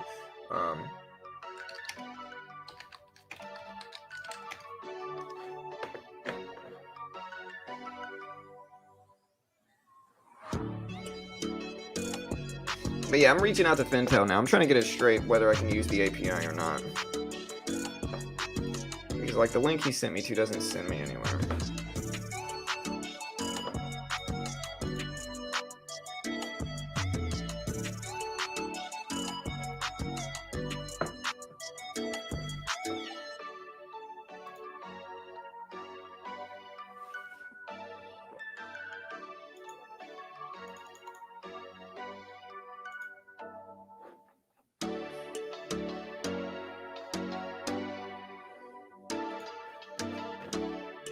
BBIG short interest.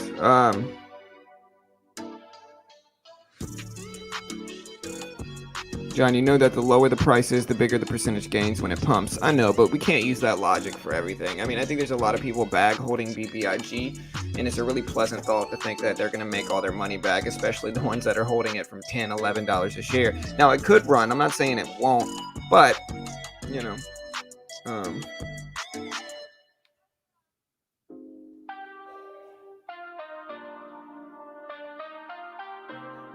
but yeah, we'll see what happens with BBIG. Like, it's possible, but I think again, hey, thank you, Sean. I appreciate you, bro. Yeah, having a larger short interest doesn't mean it's going to go up in the context of exactly. The reality is that most of these highly shorted stocks are highly shorted for a reason, guys. Like, there's a reason most people are shorting these things, and it's not because they're super healthy companies. Most of the time, it's because they're terrible companies. In fact, it's the opposite. And so, with that said, you got to keep that in mind, and you got to understand the context of the situation, which is that, yeah, BBIG, I mean, in terms of like intraday movement, it looks great. We're certainly watching it. It's definitely the top watch on today's list. But in terms of like the last month, it looks bad. At the same time, though, if I'm being completely real, over the last year, this one looks okay. I mean, this one started off the year at $2. It's currently up to $6, so it's up 300% over the last year. But I mean, if you broaden that chart out a little bit, it's still not looking hot again. So I mean, it's not bad. It's one of those stocks that's kind of like so-so. It's not great. It's not terrible.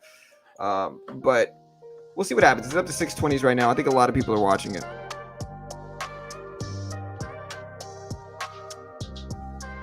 Hey, what's up, James? Hey, nice, man. Yeah, for sure. It's pretty easy once you get the hang of it, James. You just got to kind of... The only differences between futures and stocks is the share size versus tick movement, and share size versus ticks, and that's basically it. And there's no PDT rule. And so, and you're trading different type of things. You're trading commodities.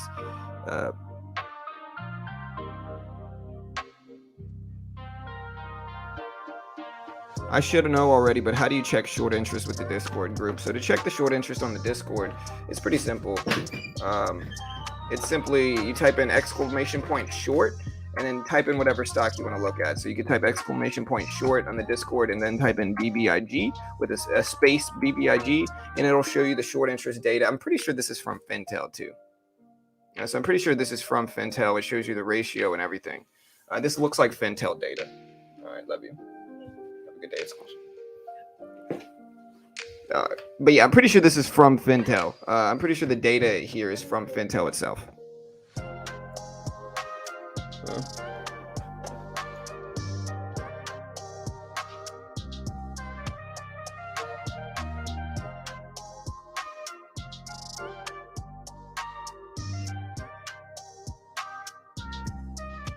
All right. Yeah, how's the short-term smash the like button looking? Hey, do it now. John, if you invested at the dream of AMC to 10,000 or sheep to 1 cent, which would you put your money on? Sheep. You know, I think it's very unlikely that AMC or any $50 stock hits $10,000 a share anytime soon. Now, I think sheep, on the other hand, crypto market has a lot bigger potential on the upside, and so that's more likely. You know, I think that's just more likely in terms of probabilities.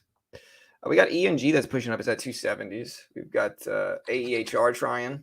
We got UTME trying. We've got Neuro, which, But yeah, this morning we got BBIG and CCI or CEI. BBIG and CCI are flying this morning. And look at BBIG go. It's at 611s. Hey, what's up, Ryan? He said, good morning, John. Keeping my eyes on DLPN since it's my biggest moneymaker. And DLPN is a NFT stock, no?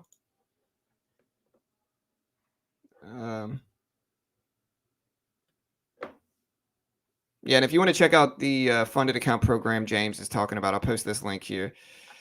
Futures trading's dope. You just got to learn, and it takes a little bit of time. I don't think so. I don't think it'll give you the IV, Jim. You might want to check, though, but I'm not 100%. But yeah, if you want to check out Top Step, here's the link for those asking. We've had a few people reach out asking about Top Step. And Top Step is one of the ways you can get around the PDT rule. They fund traders, and so check them out here if you want more data. AMC can hit 10K if people held their shares, but people are going to sell like crazy if it gets to 1 to 2K, I feel. I know, Adam, but I mean, let's be honest here for a second, brother. You know what I mean? Listen, I know you might disagree with me here, and that's okay. All I ask is that even if you disagree, you don't hate on me just because I have an opposing opinion. But I think it's going to be very difficult for AMC ever to hit $10,000 a share.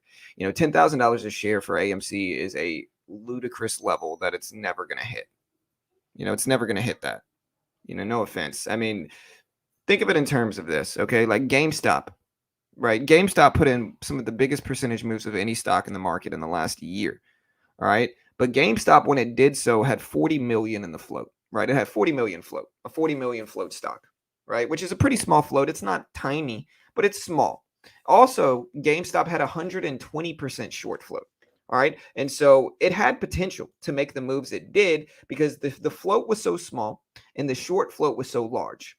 Right. AMC, on the other hand, has 500 million in the float, literally 10 times larger, over 10 times larger than what GameStop had when it put in the big squeeze. And the big squeeze for GameStop really only went to $550. So it didn't even get to 1,000.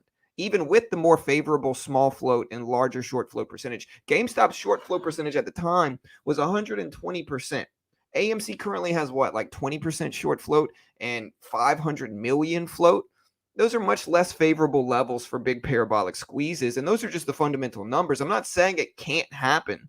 I'm just saying in terms of probabilities, because of the huge float of AMC, because they've diluted the company, and also because of the much less short float percentage, a big parabolic squeeze for AMC is less likely. It's just less likely in terms of like the actual numbers of the stock, right? And I get it. There's a lot of bag holders with AMC. There's a lot of YouTubers that are promoting it and pumping it up for their own benefit. I understand that, but it's just less favorable numbers. And in terms of financials, it's going to be much harder to get a big parabolic squeeze. It's not a huge short squeeze play. I think if AMC goes up, it's going to go up because it has a huge following. Not really because it's some super big short squeeze play. Because again, in terms of short squeezes, it's definitely not the biggest short float around. You know, And so I think everybody needs to look at that objectively, um, and understand the reality is, they understand the probability. And yeah, I mean, people can say there's synthetic shares, Adam. They can say all that stuff. But again, what happens is that you got these YouTubers that give out unrealistic profit targets. They'll be like, yeah, AMC is going to go to 10,000. And then when it doesn't, they say, oh, well, it would have gone there. But if it wasn't for those synthetic shares or those naked shorts, every stock has synthetic shares and naked shorts, right? Like in the end, at a certain point, it comes off as like an excuse. It's just traders that are pumping it up and building a following from basically only promoting AMC to their followers. When it doesn't do what they say it's going to do, they then kind of default to blame it on all these things. Like it would have gone up to 10K if it wasn't for the naked shorts or the synthetic shares. And at a certain point, it's just excuses. You got to look at the actual numbers behind things. And again, the actual numbers are okay, but they're not parabolic $1,000 a share squeeze potential. It's just not, and I think if you ask any experienced trader, a large majority of them are going to agree with that, unless they're pandering to the AMC community, which is very common nowadays. And again, maybe I'm wrong. I could be wrong. I'm not hating on AMC. I'm just giving you guys the real numbers behind it so you can make an educated decision on what y'all want to do with it. But those are the reality. Those are the actual numbers, and it is what it is. I think AMC's looked great, and I even said it before. I think AMC holding over $30 a share is great for AMC, the company. I think the daily chart looks good too. Do I think it's ever going to squeeze to $10,000 a share? Probably not, though. And that's just my own subjective opinion. And so I hope you guys understand that. I'm not hating on AMC. I'm not trying to drag AMC down. I'm just trying to give people reasonable expectations towards it from somebody that's not shorting it. I'm not, of course, not shorting it. And, this is just the reality of the numbers behind it.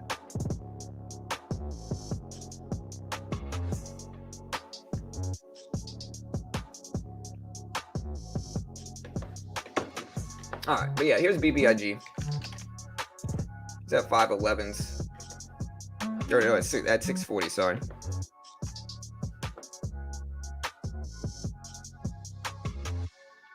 Yeah, right. That's exactly what it sounds like. But again, like what happens is like people get stuck in positions. A lot of times these are new traders, and a lot of the time the people that are telling you AMC is going to hit 10,000 are new traders that have only been trading for a year or less, right? Like it is what it is, man. But please just don't get mad at me. That's a toxic culture. Again, it is what it is. Maybe I'm wrong. I could be wrong. Not hating on it at all. I'm just trying to give you guys my subjective opinion on it.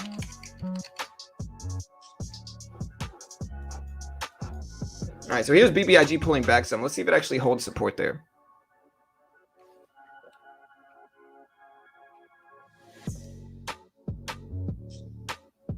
Yeah, now the cheerleaders of AMC hardly stream these days after lying to their watchers for the last 6 months and ignoring the reality of the thing they've been pumping up for the last year.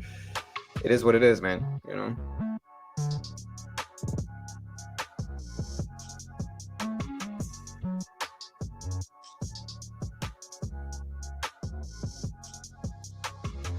Yeah, additionally, what stock has ever squeezed to 1K, let alone 10K? I mean, there's been stocks, but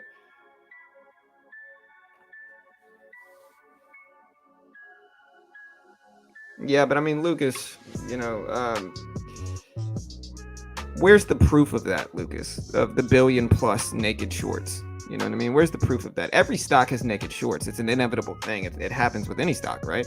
If you understand what a naked short is, it happens with almost any stock. So every stock has them, but proving that they're there is one thing. And again, to be honest, if you look at it objectively, all I'm asking is that you guys look at this objectively here.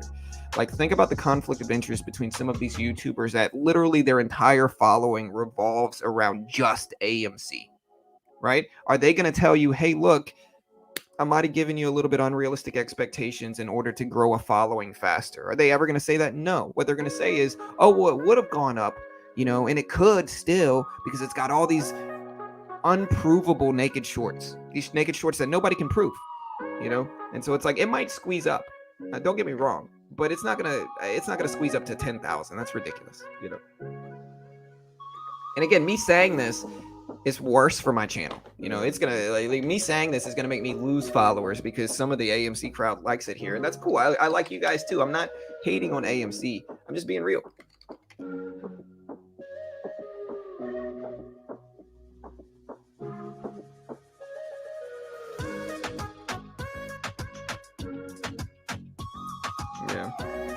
SHIB trying to break highs. Let's see. So yeah, SHIB popping. 15. Here's Doge. Let's look at SHIB here.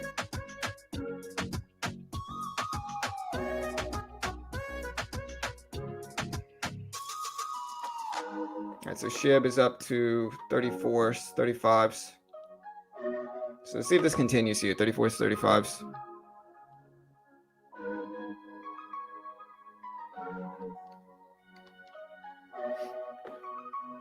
Yeah, so SHIB breaking highs again. It's up to 35s right now, guys. 35s for SHIB. Crazy momentum here.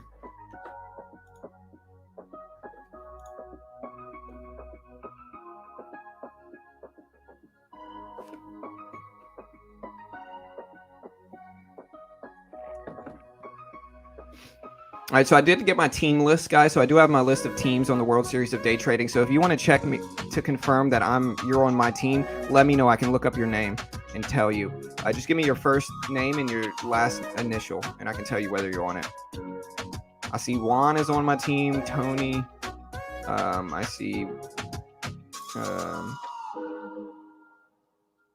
see Victor, Joel, David.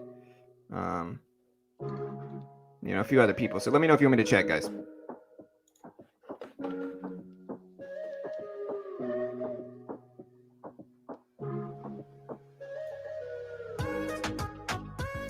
Yeah, it is what it is, man.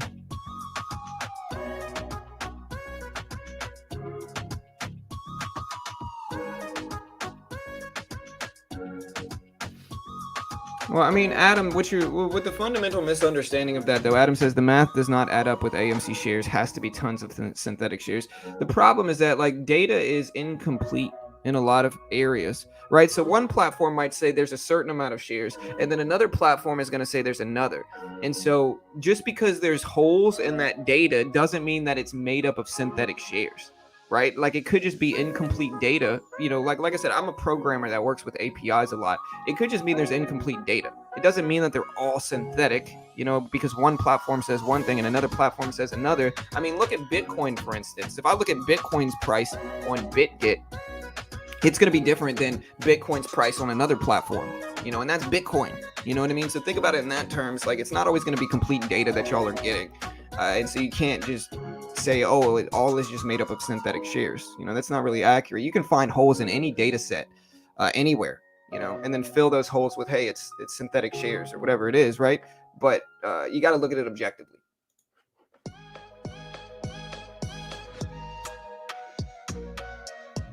So yeah, if you want to join my team, hey, check it out. Here's the link.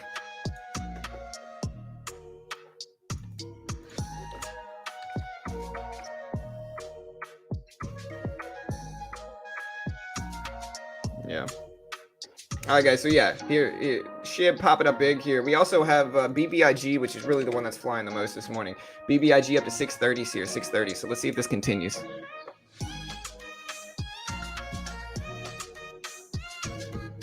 Yeah, but it's not about where he buys. None of that really matters. It's just about looking at the truth behind it, Adam. You know what I mean? Oh, you mean Jason? Yeah, Jason said I lost a little bit. Yeah, I mean, it is what it is. I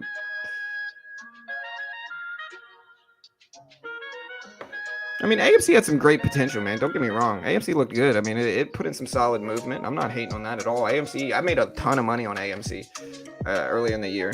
You know, I just got out of it when it started to slow down.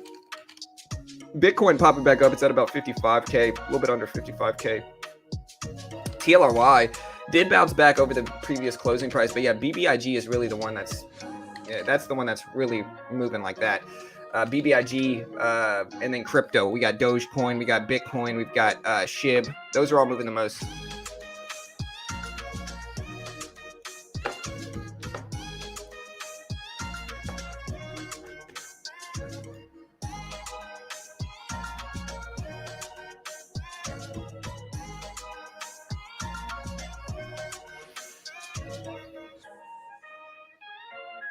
All right, so there's the polls here. Most people watching SHIB and crypto. I think Bitcoin is going to pump really hard between now and noon after this sell-off. Potentially. It's certainly possible. I hope it does, of course. There's ASPS here. There's Neuro. And again, I'm using Benzinga scanners, guys. So if you haven't checked out Benzinga, check them out. They do a free trial. So if you want to try out these scanners that I'm using on my left side here, you can through Benzinga. They do have a completely free trial that you can do for 2 weeks and check it out. Here's the link. So you just go to that link and you click on the free trial. Again, super useful scanners, very thorough, not just the scanners that you see. They have a much more thorough platform on the other end.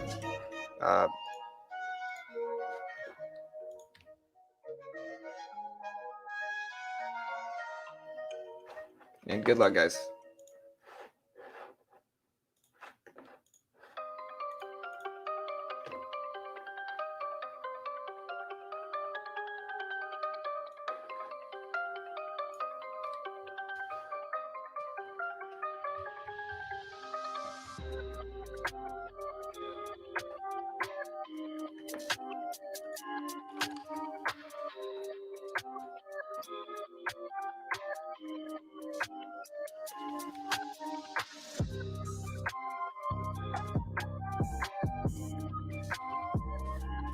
All right, so here's the question. Do you think BBIG ends green today? That's the question. We're going to go ahead and ask the poll in the chat. Do you think BBIG ends green today?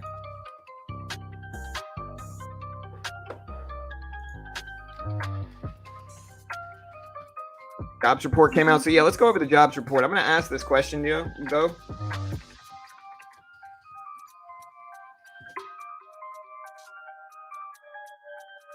Question. Do you think BBIG ends green today? Let us know. So the job report did come out. Let me see if we can find it.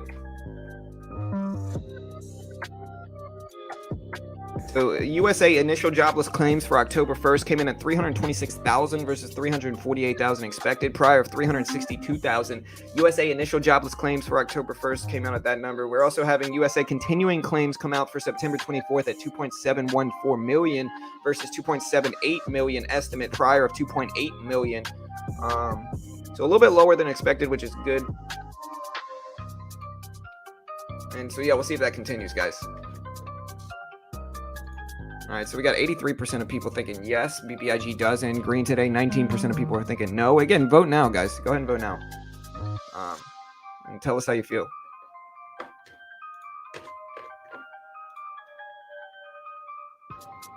I give it 50-50. It crashes back down.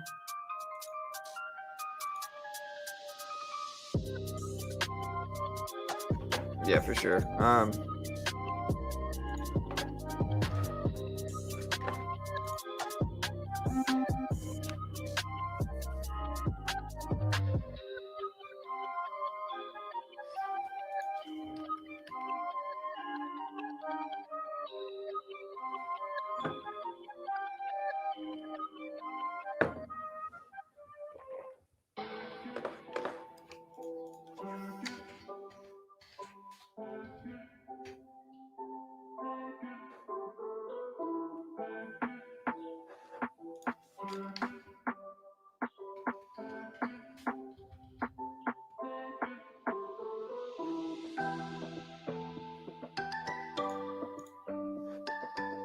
All right, so here's BBIG pulling back to 610. So like I said, let us vote on the poll that's in chat right now.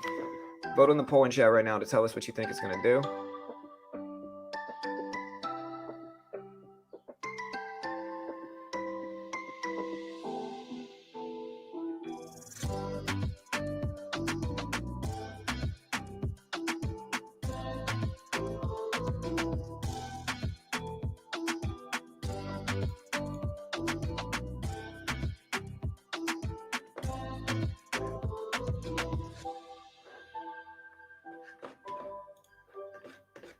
A lot of volume. Why are we holding Elon?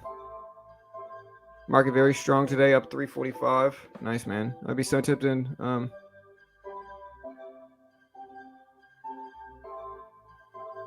Vortex 2. PROG hit the 3 indicators for a short squeeze again today. Again, vote on the poll, guys. So far, we got 70 votes roughly. 77% of people think yes. Here's the poll right now, guys. So go vote on it in chat. Let us know what you truly think about it here. So let us know what you truly think about it here. Here's BBIG. So we're watching that. It's at 77%. And so, yeah, go vote on the poll, guys. Hey, what's up, Tanvir? Good morning, bro.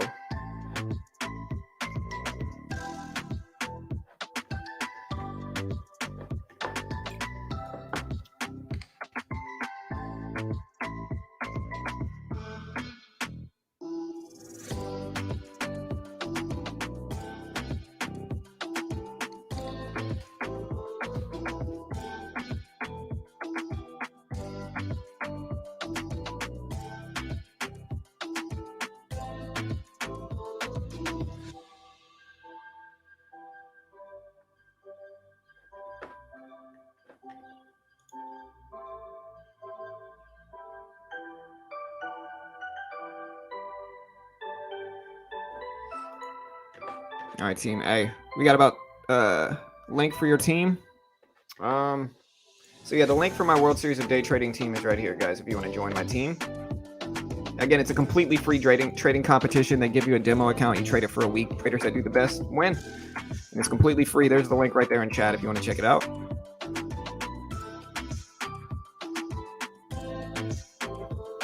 Yeah, so when you see high short interest, those hedge funds and institutions with a PhD in finance doing long-term shorting. So if you believe those guys are smart, make your evaluations on that. Yeah, for sure. Where's PLTR going this morning? I don't know, man. I saw PLTR yesterday, but it didn't really do much after the rip, which is pretty common. I mean, a lot of the time people see, like, here's one of the biggest things. If you're new and you want to learn more about the stock market and specifically gaps in trading, listen to this. This is going to enlighten you a lot of the time, guys. So for everybody here, listen to this. If you're new and you want to understand how to trade gaps effectively, listen to this, okay? There's a few really easy ways to trade gaps, all right? What you have to understand is that when new traders, when young traders, when naive traders, when beginning traders, right, when they look at a gap, they see strength, right? And it is strong leading up until the open. But a lot of the time, new traders will look at a gap, and at the open, they'll think that it's going to be strong at the open because it gapped up. A large majority of gaps, especially in penny stocks, ultimately fail. They'll gap up, and then they'll fill the gap on the downside. And so one thing that you need to understand is that by the time a stock gaps up to these levels, like Palantir yesterday, when a stock gaps up all the way to these levels, by the time the opening bell happens, it's usually a little bit extended on the upside. So it's usually a little bit extended on the upside. And so profit taking happens and people are less likely to buy it because it's so expensive up there. And so a lot of the time you'll get a gap fill, just like we got with Palantir yesterday, where a stock opens up, gaps up really nicely on a positive catalyst, and then after the opening bell, just fills the entire gap on the downside. And this doesn't just happen with Palantir. I mean, this happens with a large majority of gaps if we look at them. Like if you look at all the gaps that we've seen over the last few days, almost all of them have failed. Like, name some gappers from yesterday. I can look at yesterday's stream just to get an example of it. Yesterday's stream, I see ACER filled some of the gap. We also have, let me look at what else we had. We had GTE filled some of the gap, and even gap down again today. We've got LMFA filled the entire gap. And so what you have to understand is that while new traders might look at gaps and be like, oh, this is super strong after the open, experienced traders look at gaps and they say, okay, well, now this is extended up here. And so I'm not going to mess with it. The one exclusion to that is when a stock opens up, breaks it open, when it starts down, rebounds over the VWAP and holds. Once a stock does that, it's usually a lot more likely to continue on the upside. But again, you need that specific pattern to happen to retain that bullish sentiment. And without that happening, like if a stock just opens up, especially if it just hits the VWAP, a lot of the time it's going to reject back down. And so specifically waiting for the stock to push over the VWAP, pull back, hold it as support, and then continue up to test these highs up here is usually what you want to see if you want to see a stock continue after the opening bell. You know, not always, of course, nothing is 100% in trading, but the broader understanding here, especially if you're new, is that a large majority of these gaps will fail, especially in stocks under $10. A large majority of stocks that gap up are going to come right back down, and I've actually back tested this level. In penny stock terms, when a stock gaps up, it's actually 70% likely to fill the gap and never break that pre-market high that specific day. And so when a stock gaps up in penny stocks, it very rarely is going to break the pre-market high. Again, about a third of the time. You know, the other 2/3 of the time or more, it's going to just fill that gap to a certain extent. And so understand that, guys. That's something that when you're selecting stocks to trade, especially when you're day trading penny stocks, that's something that you should understand, because that is ultimately what happens if you look at the data. And I welcome all of you guys to test this theory yourself. Right? I welcome all of you guys to simply test this theory yourself. Go back and look at the history of all these big gaps that we've been seeing every day in pre-market. Literally go back and test it. You're going to see a large majority of them are going to fill the gaps. A large majority of them are going to come right back down. And so it's an understanding that experienced traders have that a lot of new traders just don't.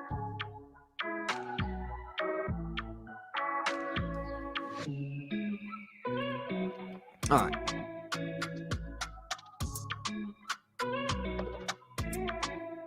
Hey, I appreciate that, Fish, and thank you, bro. I appreciate the support, dude.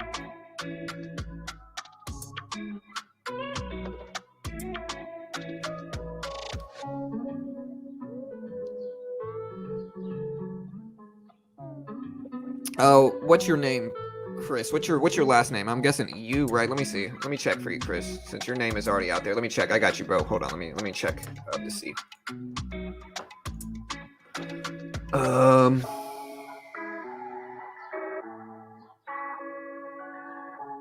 Yeah, you're on my team, bro.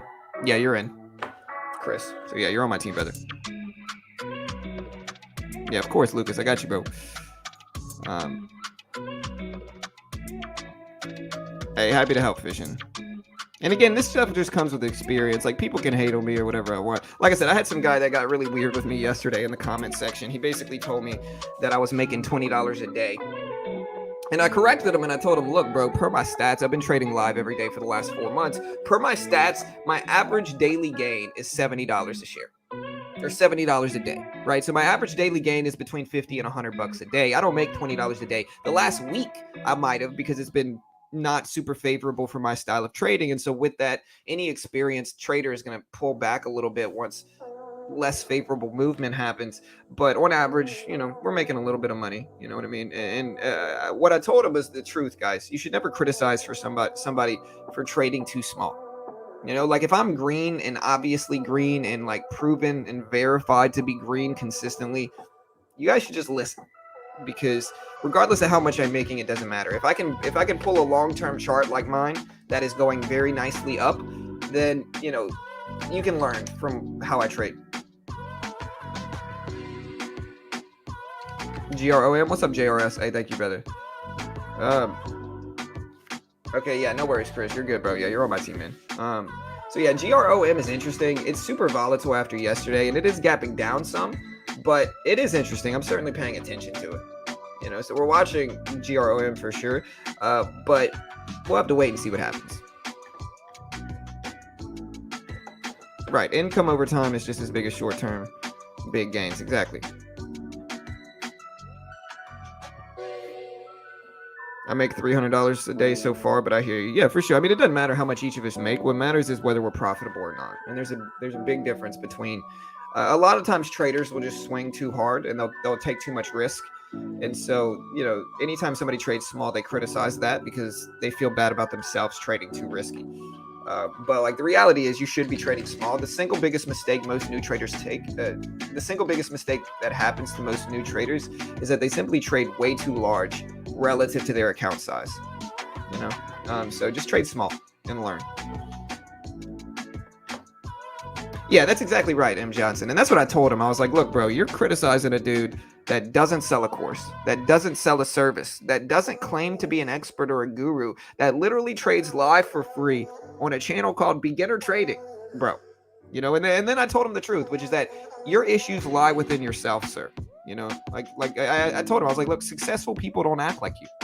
Like, successful people don't go around like talking smack to random people on the internet out of insecurity, and that's a lesson for you guys to learn as well. Hey, don't harp on what somebody else does. We got ABGR pulling up. It's not holding though.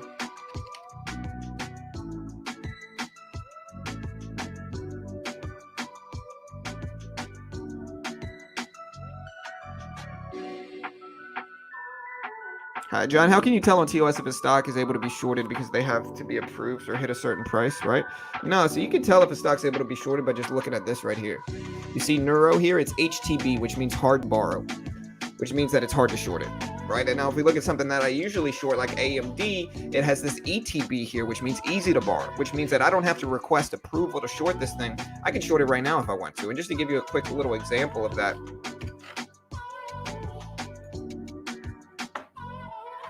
if it would fill me, all right, here's the example. Boom, I shorted one share. Now we're gonna buy that share right back and mess up my accuracy rate, but the point remains, I can short because it's ETB. But if it says HTB, it means it's hard to borrow right here. And if it says NTB, it means there's no shares to short. There's no shares to borrow. And let me see if I can find an example of that. HTB. HTB. I don't know. Let me know if you guys have an example of a NTB stock on TOS. Here's Neuro here. But really, we're watching BBIG. BBIG up to 620s.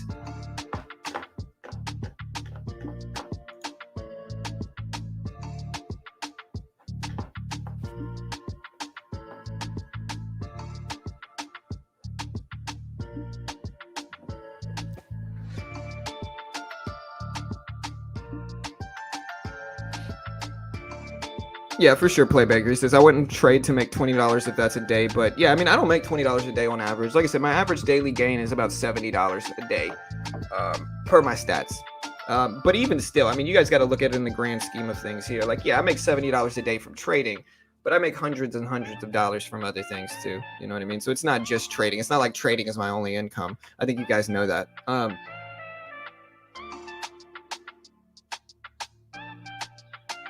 Hey, I came in a little bit late. Was there anything on RKLB? New NASA contract excluded, of course. I can check and see for RKLB. Second quarter unconfirmed earnings in 12 days on October 19th. Yeah, selection for NASA launch is the only thing I see for RKLB. They were named the NASA launch partner is what I'm seeing. Yeah, for sure. $70 a day is plenty to live. You know.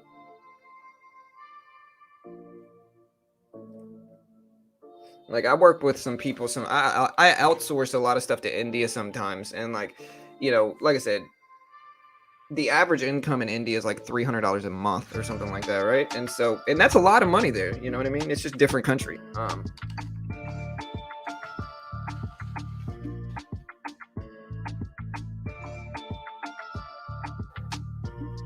Yeah, so it's $392 is the median salary per month. And so $75 is $75. I mean, it might be small in the US, but it's big money elsewhere, But even still, I mean. What's up, Try? Hey, thank you, Adam. Yeah, for sure. 100% Andy. Dog, I spend a couple hundred on Bud every day. Hey, do your thing, bro. Hopefully it'll legalize soon, All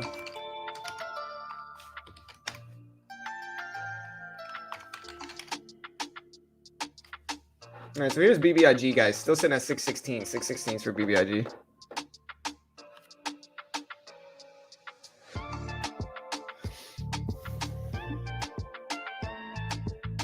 The thing I like most about John is when his voice goes high, he sounds like Launchpad McDuck. I don't know who that is, but I'm gonna interpret it as a compliment, I guess, even though it's,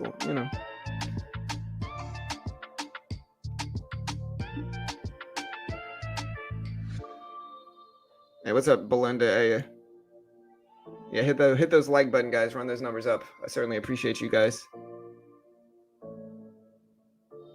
M. Johnson with the jokes. Dude, I got the most ludicrous email the other day from a scammer. It was hilarious. My name is John, Adam. But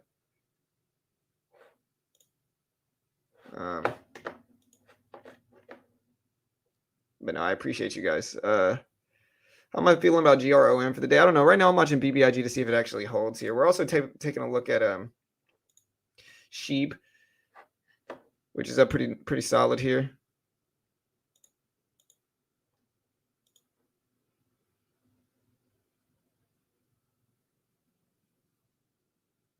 I've been actively trading for about 7 years. I have not surpassed beginner status yet. Actively trading, so like every day. I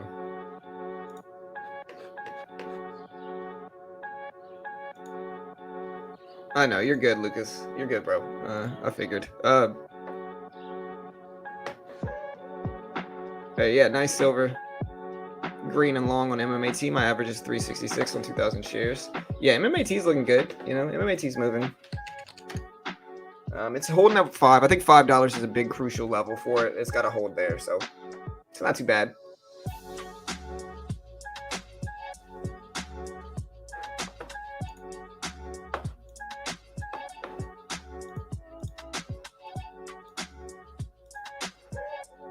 So yeah, bear with me, guys. I'm waiting to see if Fintel gets back to me regarding.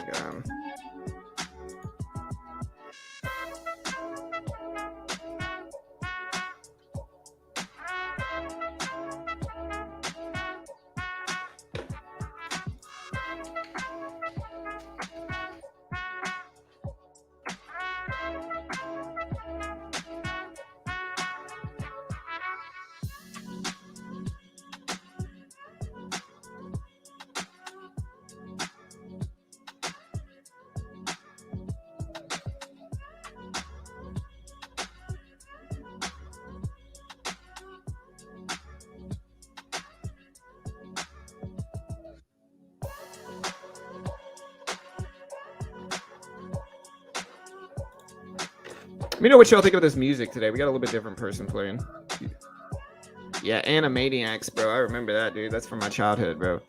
I remember Animaniacs, Doug, my brother and me, Pete and Pete, Salute Your Shorts, Keenan and Kel, you know, Animaniacs from Cartoon Network, all of it. I remember all that stuff, bro. SDC is gonna break out today. It's looking good, man. I mean, it looked good yesterday and the day before, and it's holding pretty well. So it's at 680, so we can watch SDC. I want to own a grocery store. I wonder how much one needs to start up. I would say it's at least $1 million, depending on what size.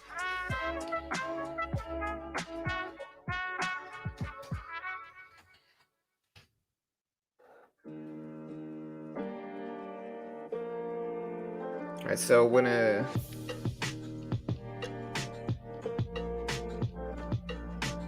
so you can start a grocery store, it says, for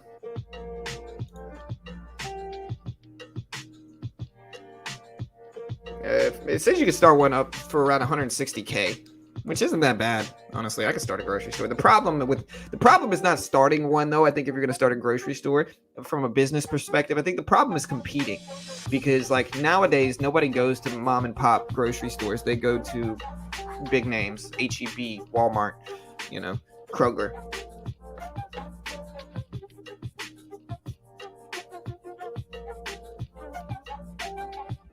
Yeah. Hey. Hit that like button, guys. Hit that subscribe button. I certainly appreciate you. Here's AMC today. It's at 37s. So let's see what happens there. Let's see what everybody thinks of BBIG too. We got 68% of people thinking yes, BBIG ends green today. 32% of people thinking no. Be sure to go vote on it in chat right now.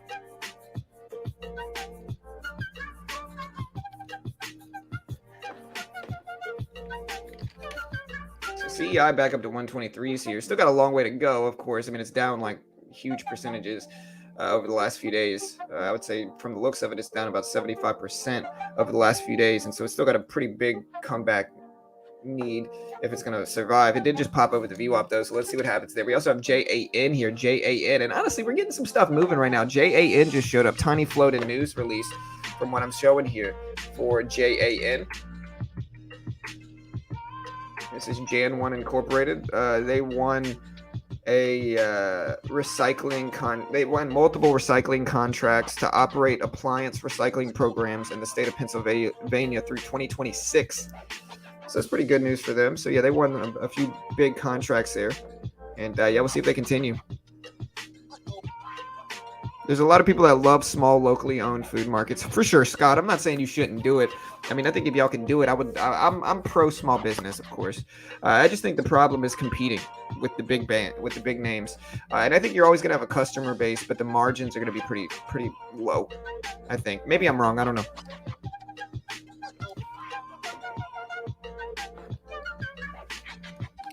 AVGR. Yeah, AVGR popped up and then came right back down, so it's not doing much yet. We still got a long way to go here, too.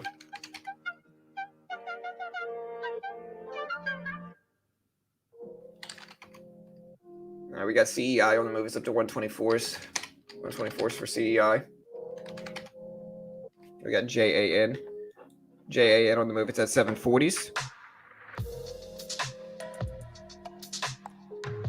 I don't think it's laziness. I mean, I hate the grocery store, bro. I don't know about you guys, but like my wife is always trying to get me to go to the grocery store with her, and I freaking hate the grocery store, bro. Like I hate the grocery store, dude. Mostly because like I am I mostly hate it because like I'm like OCD with budgeting. Like I'm not a free spender. Like I'm kind of like OCD when it comes to budgeting. And so like my wife will just go there and throw all this stuff in the cart and I'm like, stop it. We don't need this stuff, you know? Um, and so with that, I hate the grocery store, you know? All right, guys, we got 177 votes. 68% of people think yes. Yeah, she really does, but she wants me to go with her every time, and I'm just kind of like, no, I hate the freaking grocery store, bro. I literally hate it. I get bored too easily, you know?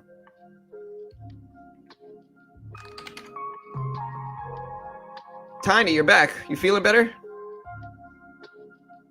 Yeah, wives make you hate the grocery store. They like to spend and take forever. For sure, man. I'm sitting around like, hey, we don't need that. She's like, oh, well, we could use it. I'm like, no, we can't. We're never going to use that. We end up buying groceries that just sit here, you know? Here's BBIG. BBIG's pulling back to the VWAP at $6. So we'll see if it holds there, guys. We'll see if it goes. Let me know what you think BBIG is going to do.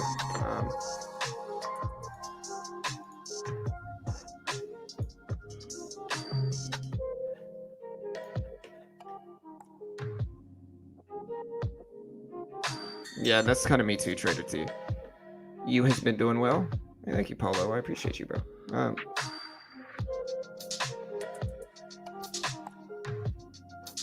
Yeah, I feel you, Jarrett. That sounds probably better.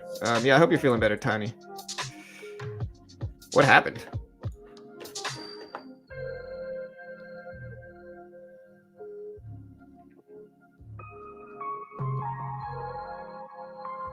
So what are you talking about for cats? Oh yeah, you're probably talking about grocery store still.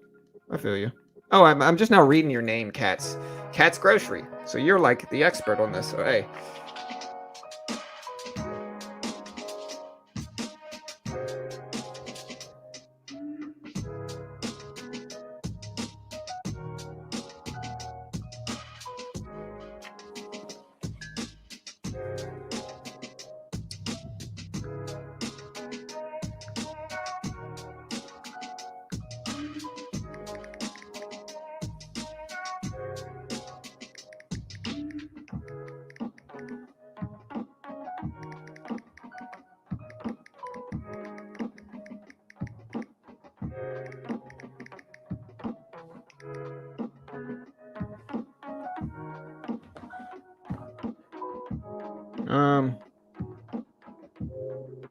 Oh, Carol can do some damage at Costco, bro.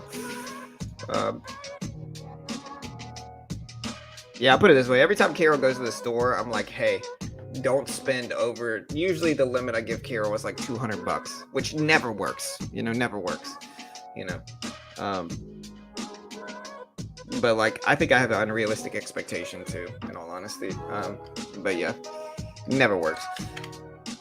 Costco will get you. That's just smart marketing, in all honesty. We got JAN up here. So JAN's moving here. It won 2 big contracts in Pennsylvania for JAN here. We do have BBIG. It's back at the VWAP now. Do y'all think it bounces at the VWAP level? It's at 614s here. Do you think it bounces at the VWAP level? Let us know. Oh, man. Oh.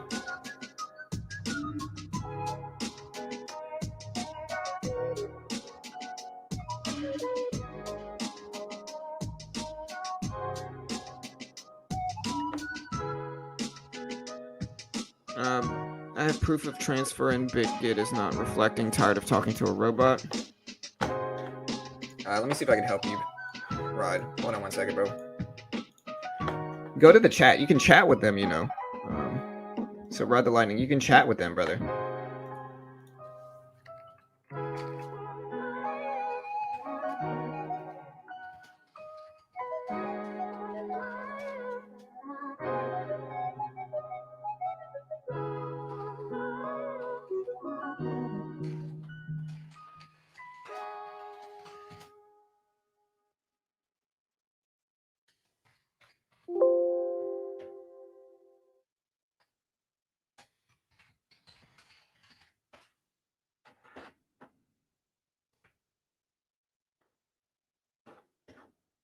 Oh, I got the hiccups.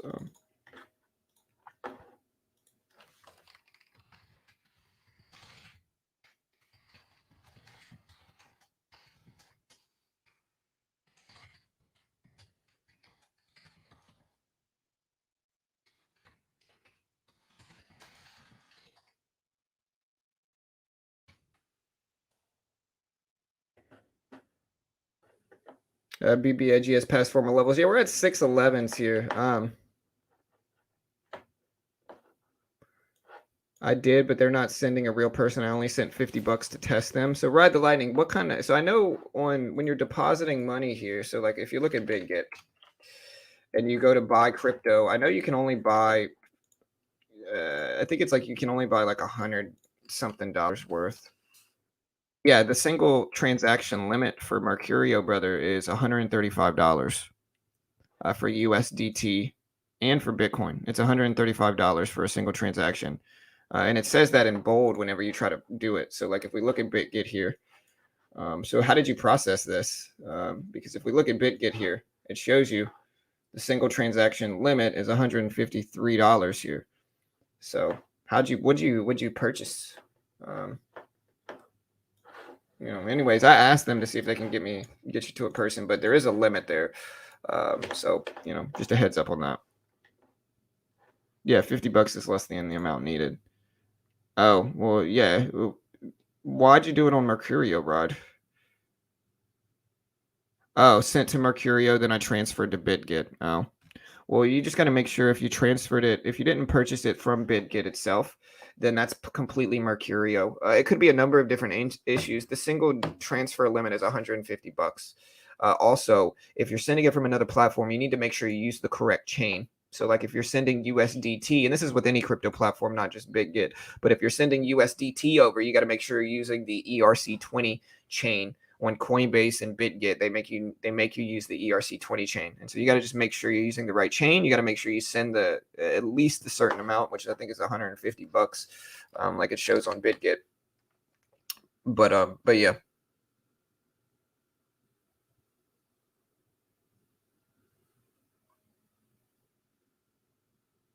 And that's not just BitGet, by the way, Ride. It's most crypto platforms have that limit. Just to give you a heads up, most crypto platforms have those type of restrictions. BBIG just dumped down to $6 here, $6 a share for BBIG. What do you think this does? Good luck, though. I mean, I'm reaching out to them now.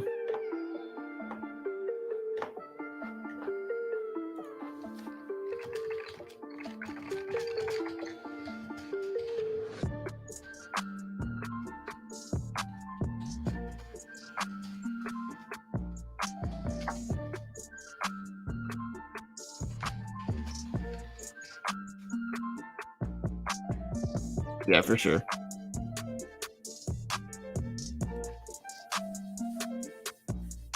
Well, no, it's not it's not $150 maximum, Larry. It's $150 minimum if you're transferring coin over.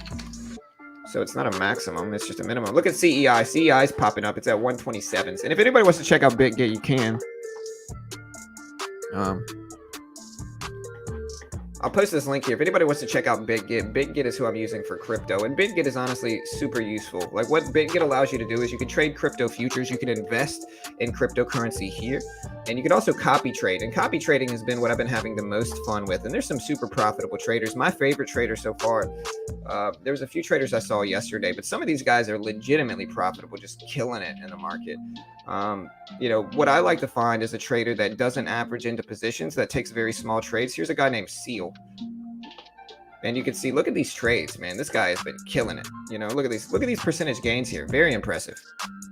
Let's look to see, and no major losses. So very impressive trades from this guy Seal. He's not holding any bags, and this guy has been maintaining an accuracy rate of 91%. So very solid. And there's a bunch of traders like this. You just got to kind of research, and you just got to make sure you set a stop loss with these traders, guys. But on BitGet, not only can you copy trade, you can also become a copy trader.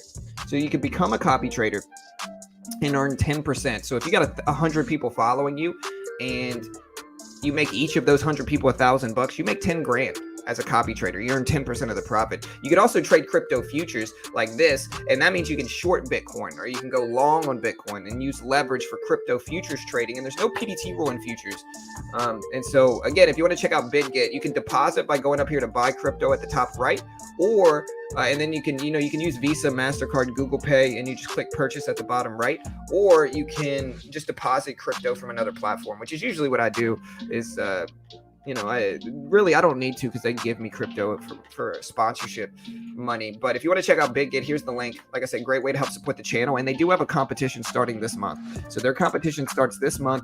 The prize pool for this competition is 100 Bitcoin. So that's $5 million plus right now, guys. $5 million plus for 100 Bitcoin prize pool. Huge prize pool, free competition. And if you sign up early on Bbig, you win a little bit of free money in the competition. And so if you want to check them out, here's the link. Check out Bbig right there. We just posted the chat. Great way to help support the channel. We got 10 minutes into the opening bell, guys. Let's do this.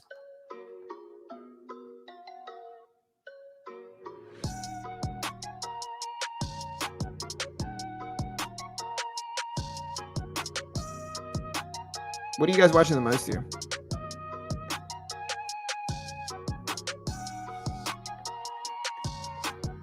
What kind of shops do you have, Adam?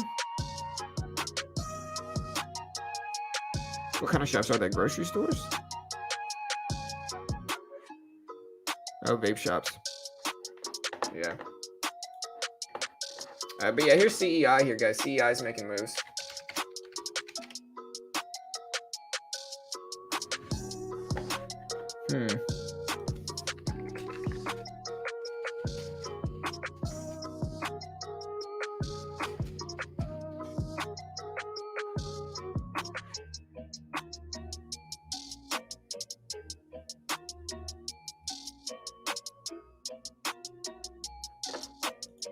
All right, guys, so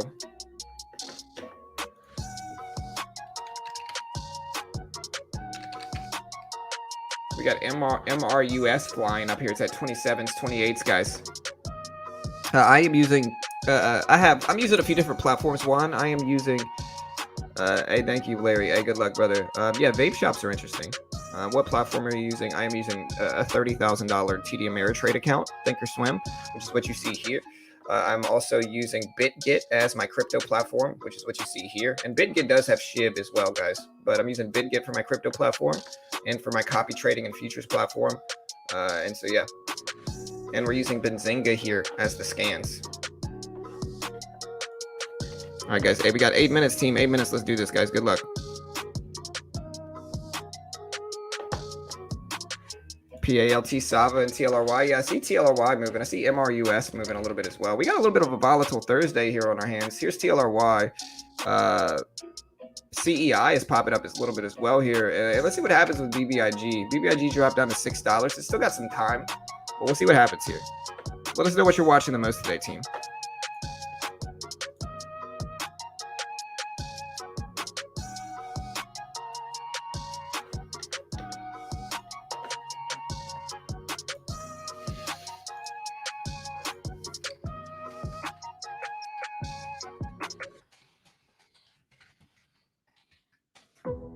Let us know, what is your top watch for the opening bell this morning? I think a lot of people are going to be saying BBIG. A lot of people are going to be saying BBIG.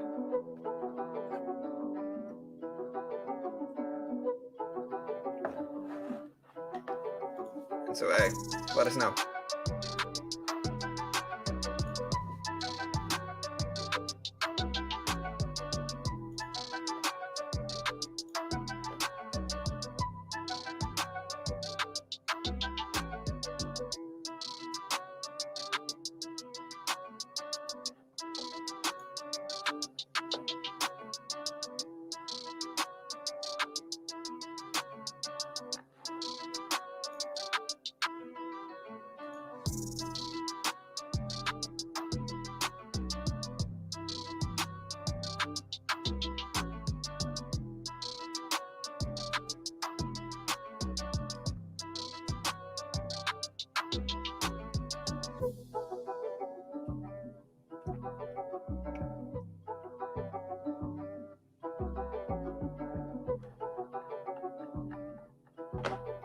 All right, guys. So BBIG dumping down under $6 a share now. Under $6 a share. We got 6 minutes into the opening bell, guys. Like I said, let me know what you're watching the most here today, team.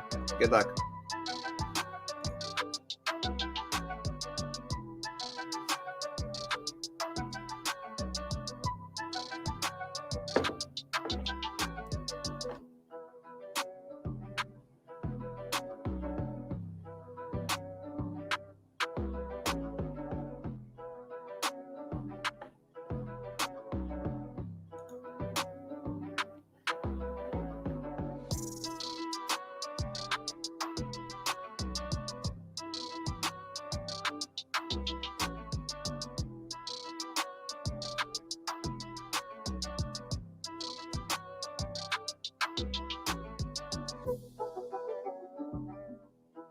All right, team. Hey, good luck. Let's try to make some money today, hopefully, team. All right, so let's see if BBIG can get back over $6 a share. I'm still looking at MRUS here, and MRUS is moving. This is marisbb.com.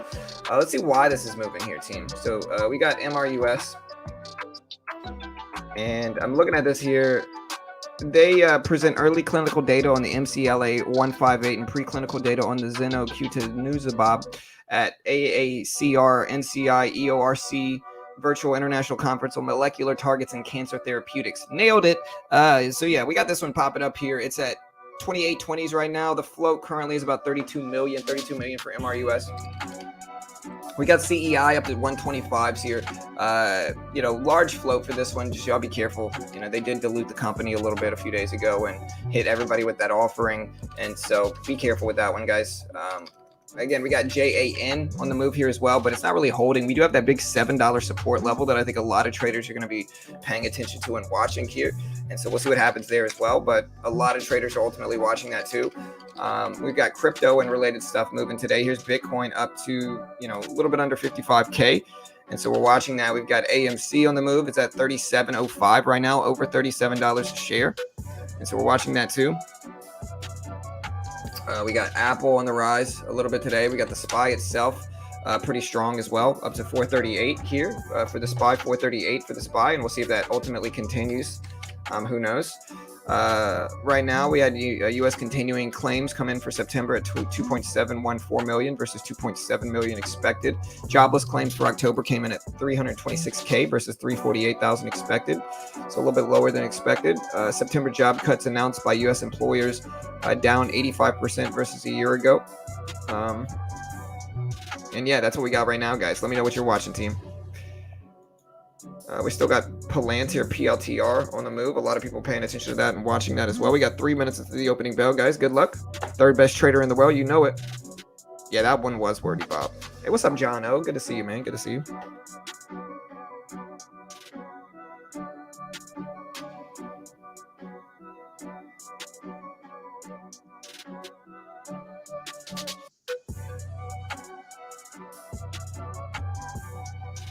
Wait, no.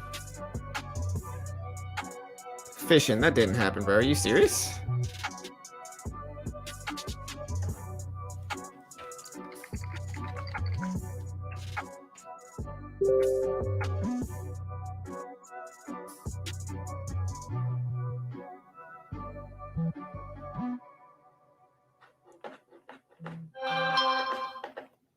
Okay. Nah, you can't be serious, bro.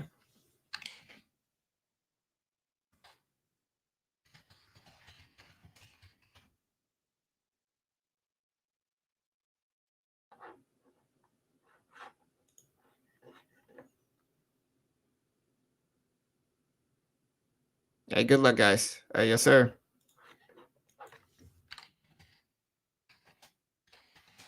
All right, team, we got 2 minutes, team. 2 minutes.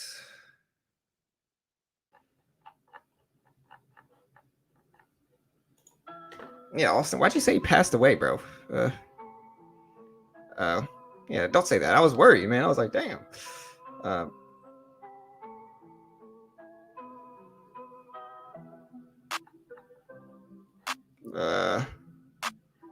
Yeah, for sure, man. I don't want to be to blame for that rumor, bro. Look at MRUS, bro. MRUS. All right, guys. Hey, good luck, team. Hey, less than a minute. We got exactly 1 minute, team. Good luck.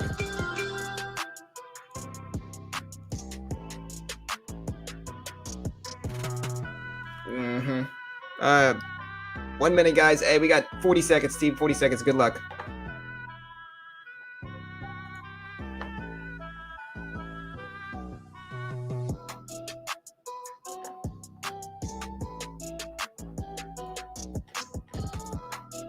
Yes, sir, D. Hey, good morning, Caitlin. Hey, yes, sir, Dylan. Hit that like button, guys. What's up, Trader T? MRUS broke over 30? Yeah, for sure. All right, well, here's MRUS. It's at 29.30s, guys. 29.30s. Let's see what happens there.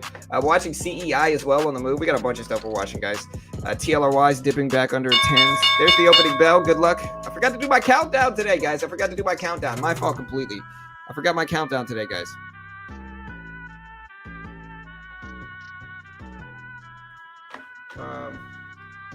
We got BBIG popping up. BBIG up the 590s. We've got RKLB trying to fly up here.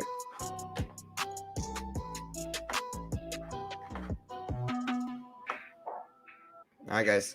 Good luck. Let's try to make some money, hopefully, today. I would hope. All right. All right. Look at RKLB, guys. RKLB is up to 15s, 40s. Let's see what happened to BBIG at the opening bell. So BBIG opened up weak. Let's see if it reverses over 6 and over the VWAP. That might be a sparking catalyst that I might be interested in if it can.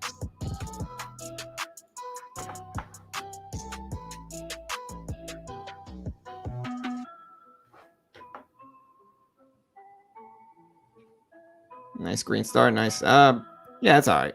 Yeah. Austin's cool, guys. He was just messing around, I think. We got VYGR trying. CYRN.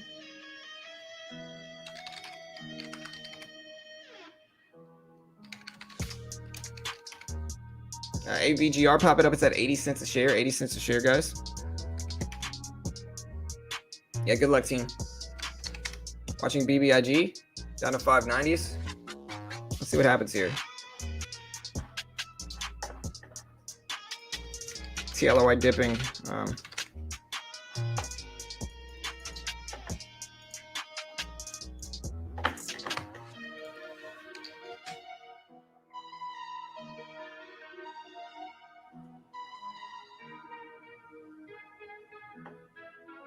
All right, guys. We got AMD popping up. We got CEI moving up a little bit. We've got a big retracement in the last candle for BBIG. Let's see if that one continues here, team.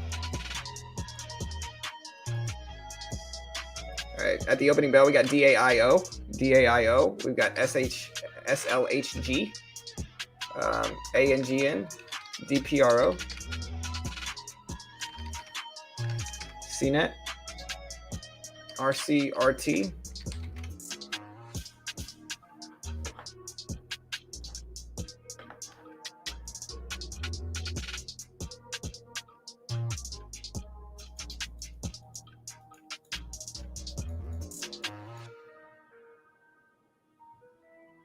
So we're at 730s here for PALT, 730s.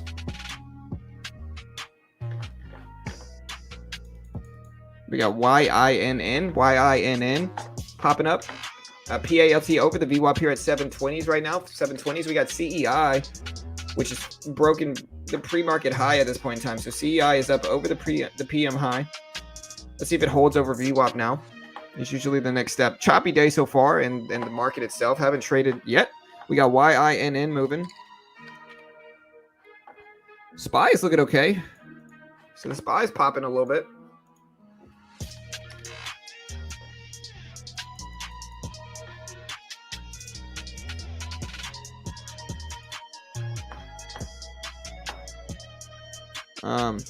Let me know what y'all are watching the most right now, guys. Let me know.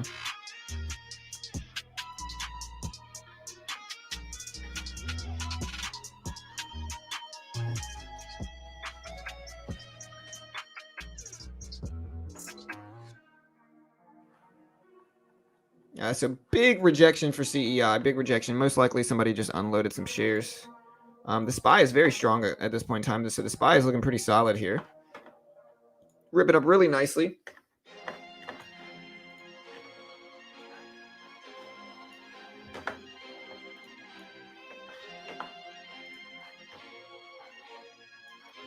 All right, market is flying up.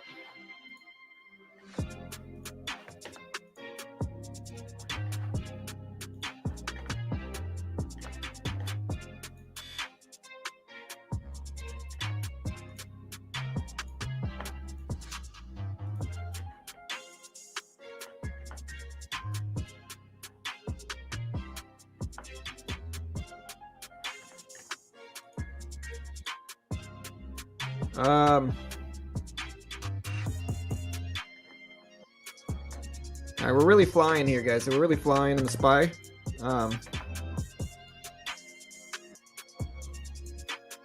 SPY's rip it up.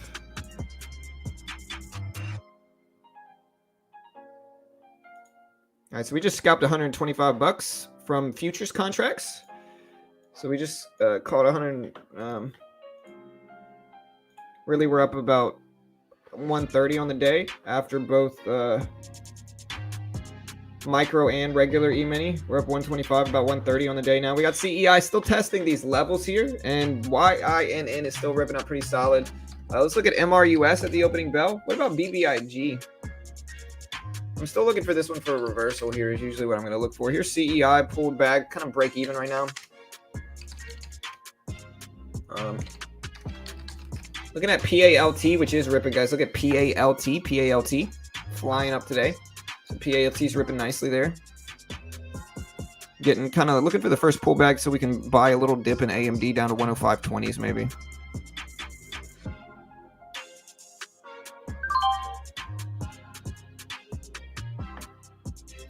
Kind of averaging into an AMD position here, but we're still watching PALT as well. We might take a position there too. Tried to buy this little dip here, but never quite got filled. We're going to change our default average to 50 shares.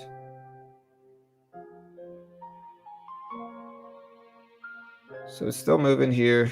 We got a little bit of a dip. Look at TLRY tank. I'd like to get a little bit better entry, in all honesty. I got too small of a share size here, so if we can dip down to the 30s, great. We'll add a little bit more here. Try to get in with like a 100 share average. There's 25s. Okay, that's a pretty big drop, but all right, there's our average. Nice. See if we can break highs up here. Nice. See if we can break over this 104 level.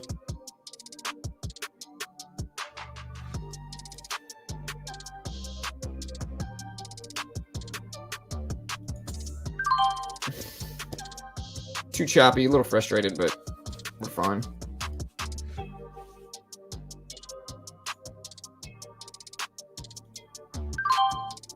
Trying to add to these bottoms here.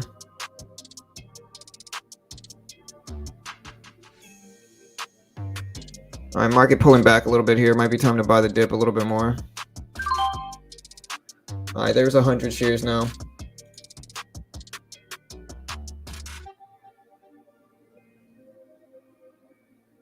See if the market can pop a little bit right here. Bring this right back up. That's what we want.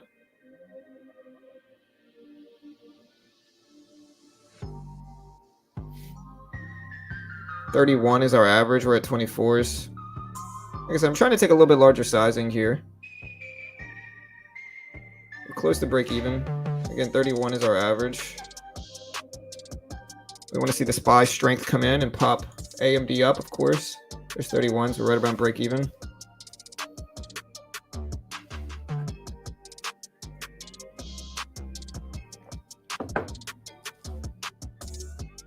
There's 31s, 36s. Nice.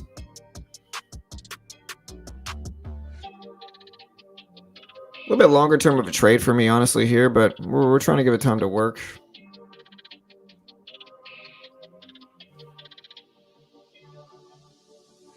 Watching the SPY mostly more than anything, just to see if the SPY reacts.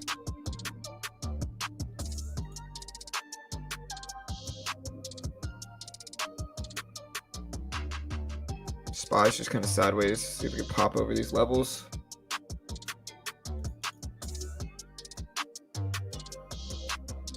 Alright, so there we go. Starting to edge back up a little bit better. Alright, that'll let me be green on the trade. See if we get up a little bit more. See if we can break these highs up here. Trying to be patient. See if we can get up to the 105.50 level is really ideally what we want. There's the momentum hopefully coming in here at the top.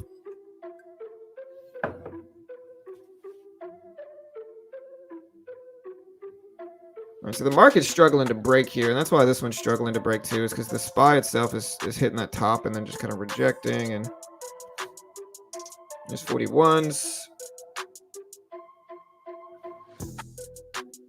There we go. Much better. There we go. All right, so that's what we wanted. We called it finally. We were patient with it. It took a little while, but we got it. Currently, I see CEI edging back over to these highs. Is at 130s right now. We got PALT, which is probably the biggest mover in penny stocks currently. I was thinking about trading it, but that one's distracted me some. Grom ripped PALT.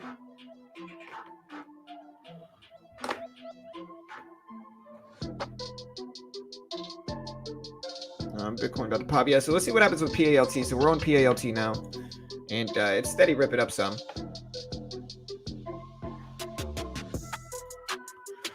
But yeah, PALT. Let's see if we pull back to the VWAP here. Man, I should have held AMD, but we got the trade. We caught the rip.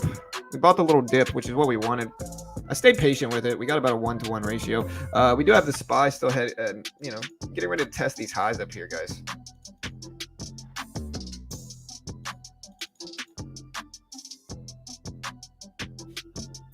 See if we catch a rip in the SPY itself.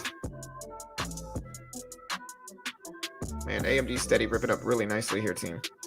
Beautiful rip. Market pulling back a little bit though, so we're gonna have to wait until we take any other position.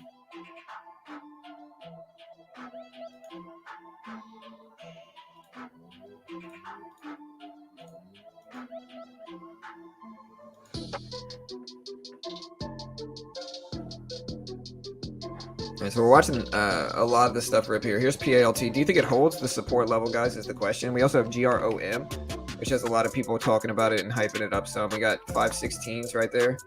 516s. What happened to BBIG? So BBIG never turned around.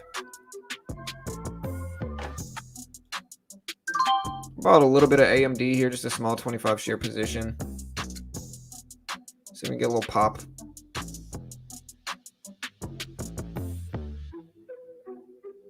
So the market can follow us here. About break even right now. 90s, nice. I caught a little pop in AMD, nothing substantial though. Watching the SPY, see if we can catch something there. And here's PALT. So PALT did pull exactly down to that 787 level we talked about. Maybe I should have bought that dip here. Should I have bought the dip? Let me know, guys. Let me know what you think. If you think I should have bought the dip or not. But yeah, there's the dip at PALT, and it is flying up nicely here too. All right, so we got PALT. Let's see if it holds over $8 a share. I think $8 is going to be the key.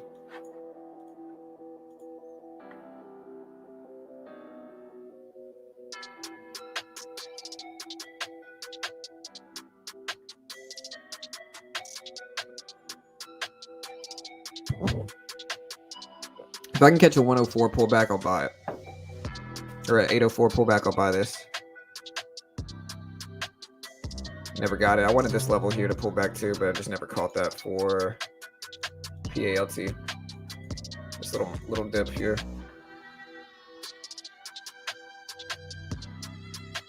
Ah.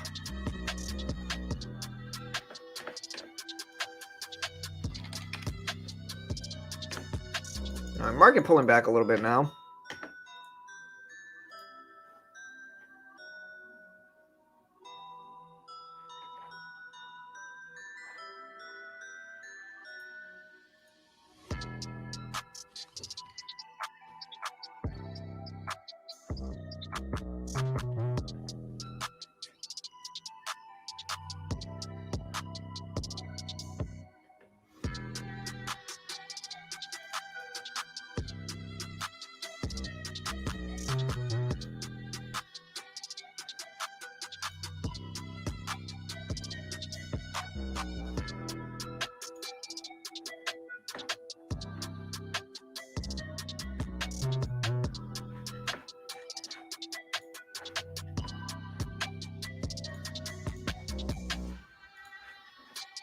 All right, so here's the little dip. Let's take a little 50 share position here. So we get the little pop at 8.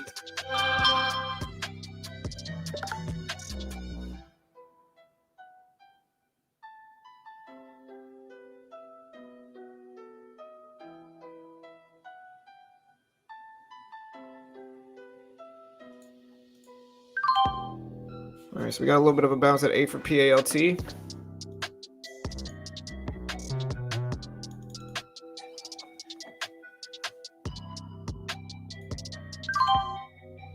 Take a little apple too here.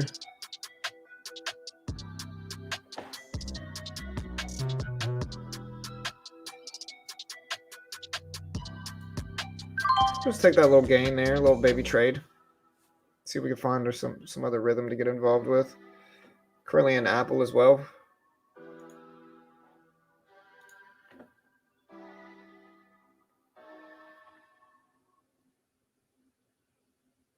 Trying to see if Apple moves here. We're in a small trade for Apple.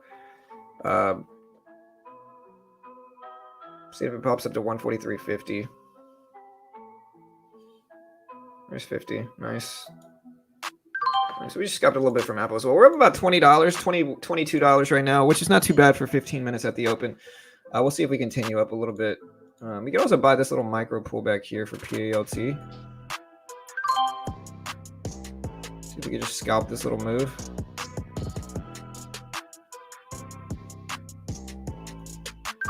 Scalp that. Up about 23 bucks.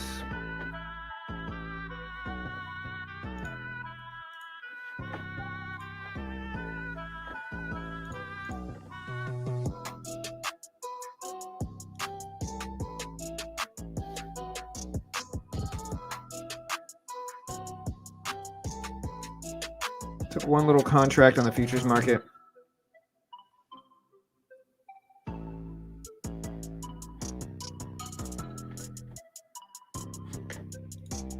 All right, so we just made about 25 bucks in futures.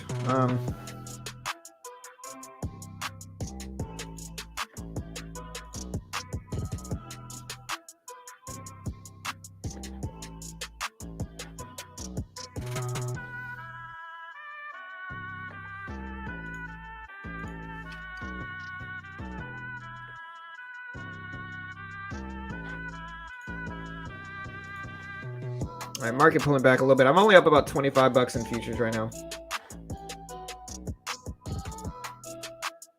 We're up a little bit more earlier, but we lost some.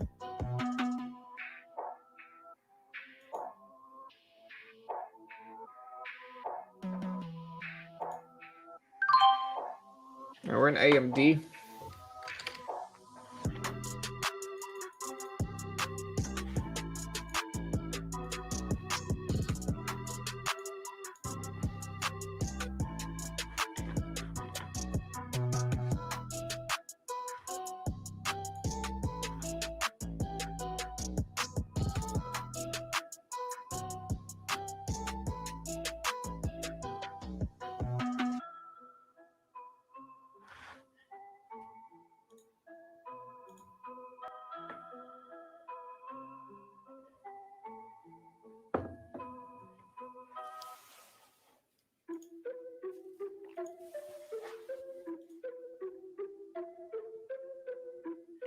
Yeah, so we're still in AMD.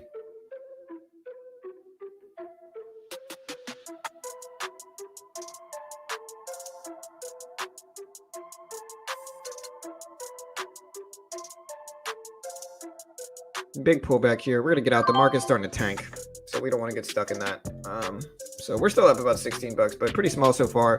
We'll see what the market does. Is really what we're gonna wait on, because if the market comes back, great. But right now it's edging closer to these lows here, unfortunately. So we're gonna have to wait and see if we bounce on the SPY and see what happens there before we take any long positions. Another very sideways day for a lot of stocks like Apple.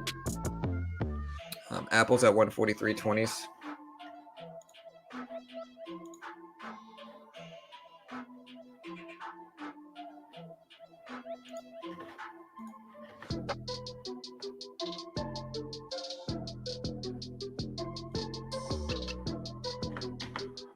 PALT rip. That's alright. Yeah. I mean, again, I don't beat myself up over hindsight moves like this. I'm just trying to take little slivers of profit. You know what I mean?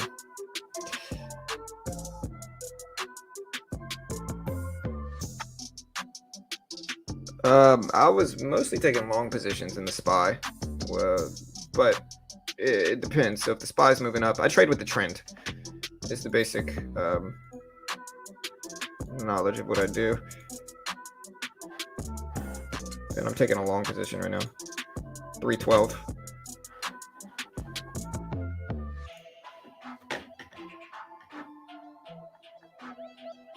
So like it depends on what happens. Yeah, but PALT huge rip. This one should resume at 54. At 9:54, this one should resume.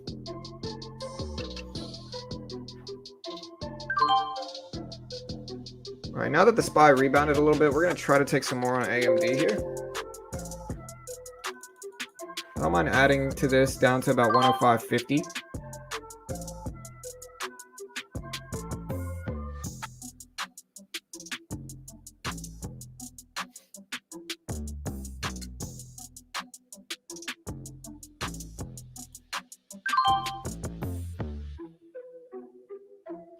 I'll take a maximum size of about 150 shares here for this AMD trade, anticipating that the market continues to pop up, hopefully.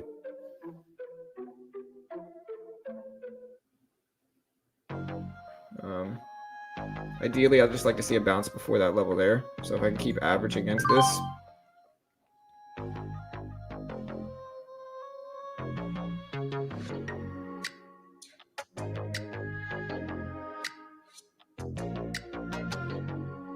$65 is my average. We're at 58, so we still got some room.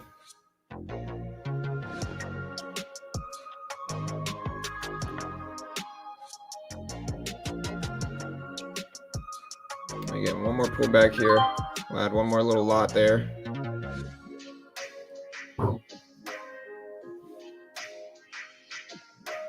SPY's looking pretty strong though, so you know we're indecisive right now for AMD, but you know ideally we just like to see us bounce here.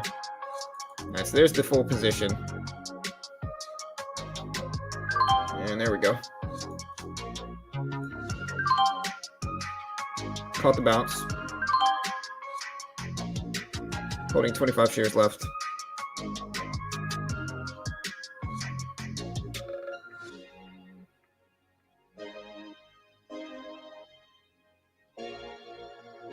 Bounced a little bit, but we're trying to be patient. The SPY itself is actually moving a little bit, so we might add a little bit more to this because the SPY is heading up. So like we can add some more cover into it, and then maybe add some more cover into it, add some more cover into it. There we go. Let's go ahead and get out there. So not a bad little green trade. Took advantage of the SPY's volatility. We're up about $30 today. Pretty small, but early. Not even 30 minutes into the open yet, so we got some time. SPY's ripping nicely here. So we'll buy this dip here in AMD.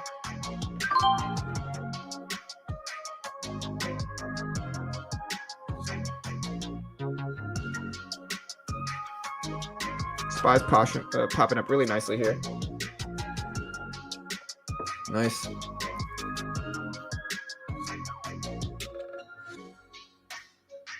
Yeah, break even on this position currently. There we go. SPY steady ripping up pretty heavily here. Took a little bit off just to protect the trade.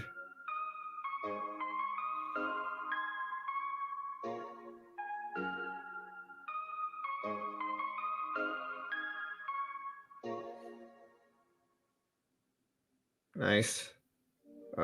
Man, maybe I caught the very end of this. SPY finally pulling back and it's correcting heavily. Back to, okay, here we go. Nice, we're gonna get out there and break even. See what we get with the SPY itself.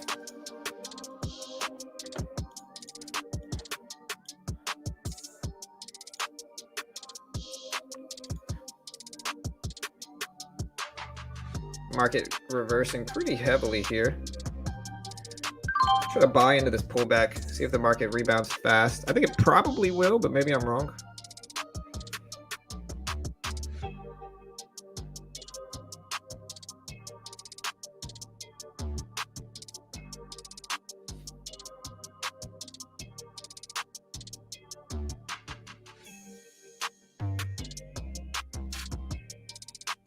22s. Just take the little baby sliver off of it.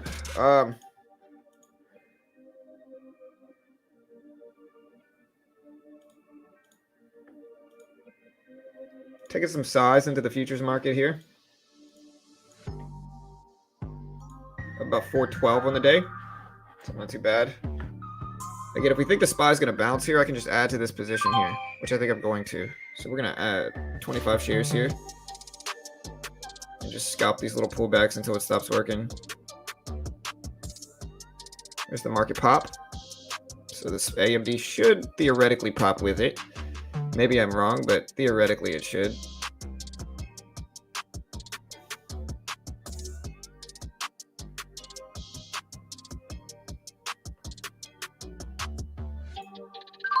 We're going to scalp that little move. Little baby scalps, but green nonetheless. We're currently up about 35 bucks on the day. Just grinding into some profit like we normally do. We can look at some other stuff here like PALT, which was flying, going absolutely nuts right now, man. Wow. PALT, guys. Sorry if I haven't been covering it. I just now saw it, but absolutely flying this morning. Craziness. Y'all be careful though. Third halt is usually very sketchy, like somebody's saying.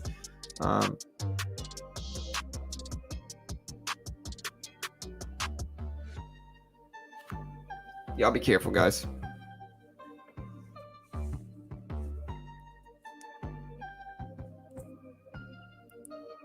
Average down on CEI. Good luck.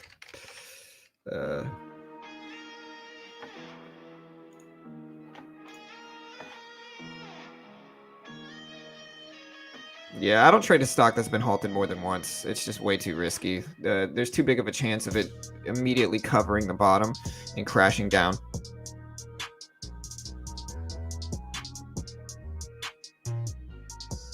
I use the Trade Evade. Tiny Trade Evade option is what I'm using. So yeah, this is Trade Evade right here.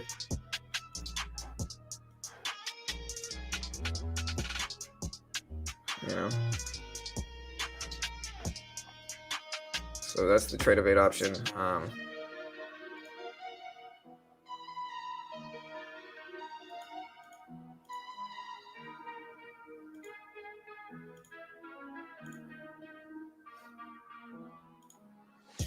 Yeah, we've scalped a little bit on both micro and regular futures.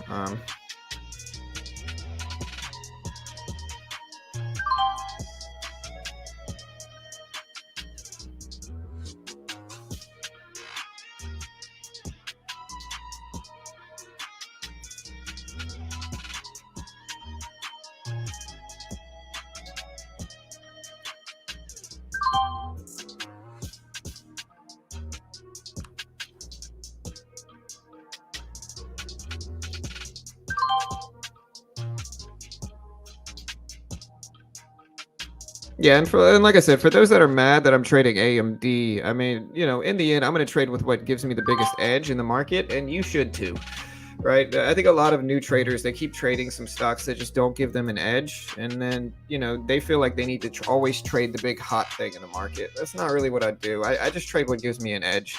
Like profitable trading is boring. Like gambling is not, right? So if y'all gamble, it might be more exciting. You can follow, you know, the crazy mover that everybody else sees and watches, and that's cool, and you can get into some good trades with those sometimes. But just understand, like, if your heart's beating too much while you're in a trade, if your heart's racing, if you're super nervous, you're probably gambling, and you know that might work short term, but it's not going to work long term, and you're usually going to end up losing your account. So just trade smart and be safe, guys. Good luck. You know, I hope you guys do well, of course, as always. Right, 100%.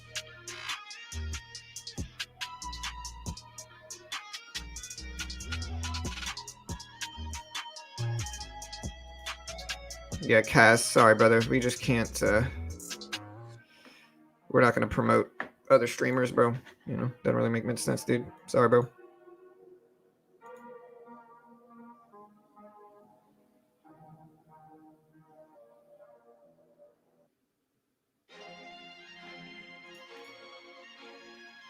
Oh, wait, you need to just get banned. My bad, you're just spamming him.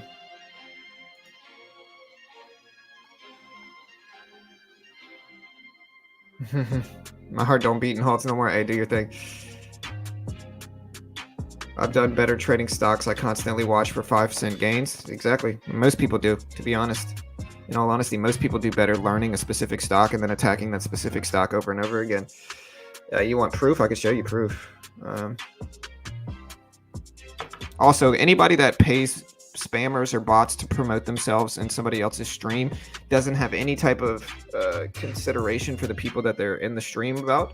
And also, they're usually just bots, like paid bots. They might not be bots, but usually they're just new YouTubers that don't know any better, that are just desperate to gain a following, and they think the way you gain a following is by going push themselves in other people's stream. It's almost always going to get them immediately and instantly banned from that person's stream, and it's going to kind of burn bridges. Yeah, yeah, for sure.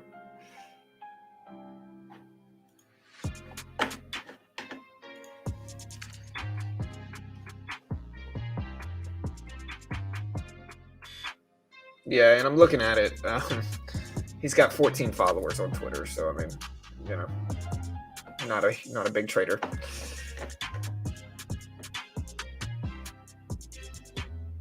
All right, so we got the market flying here, guys.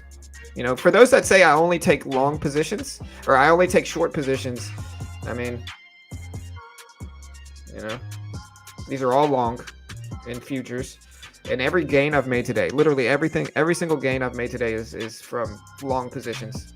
So I go both I go both long and short. I was gonna say I go both ways, but last time I got some flack for that in the chat. So I go both long and short. I'll say that. That's this time.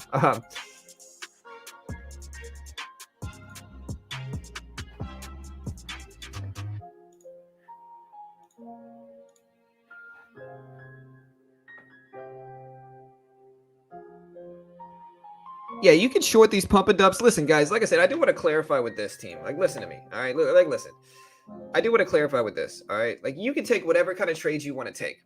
Something that massively and drastically improved my trading, guys, was having another option. Like, these penny stocks are not always volatile and you can make money with them. Listen, you can get good at trading these penny stocks. You absolutely can.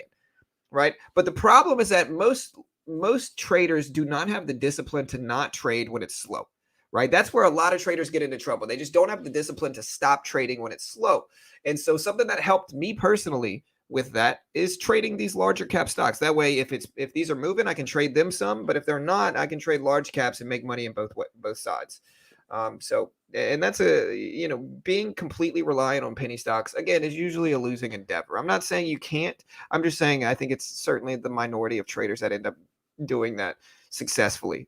I'll put it this way. In terms of day trading, I would say it probably around 70% of day traders are day trading large cap stocks successfully. And if we're looking at the broader percentage of successful traders versus non-successful traders, I would say 70% of profitable traders are probably trading large cap stocks consistently over and over again. And maybe 30% of successful day traders are trading penny stocks.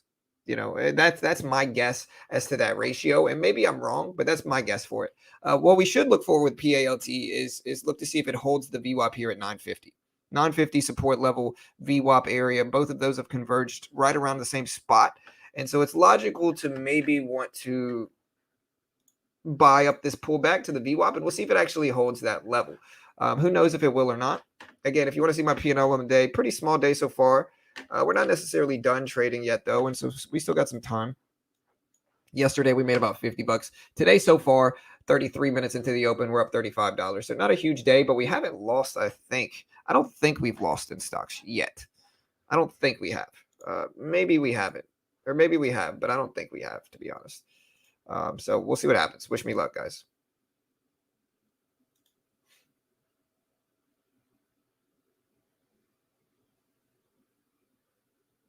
Let me know how you're doing today. Green, red, green, break even, big green, big red, big loss. Let me know.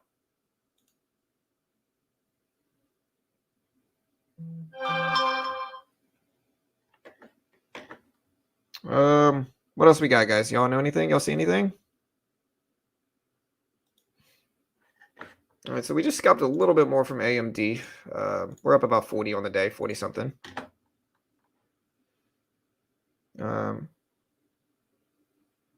green. So let's check out to see how everybody's doing today, guys. So all right, we got just turning green. Nice, James. Little green so far. Big green from Shib. Nice, man. Green 50 but fighting 50 red but fighting green. Big green. MRK. So here, let's see if we bounce here at 950s. Here's MRK. MRK's ripping up. This is Merck Pharmaceuticals.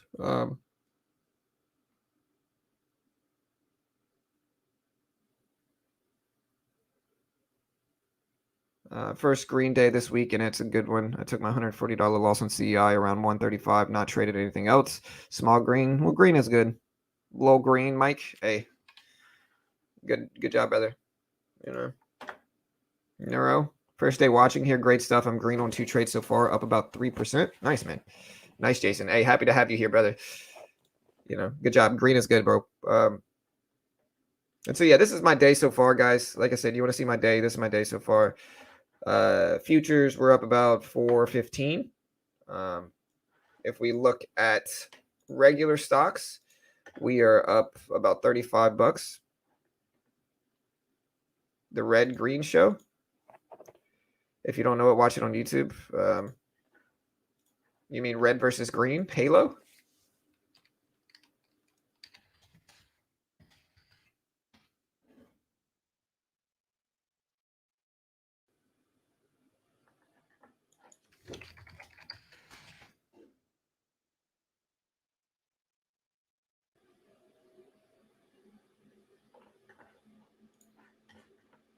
But no, thank you for the donation, brother. I appreciate you, sir. I appreciate you. All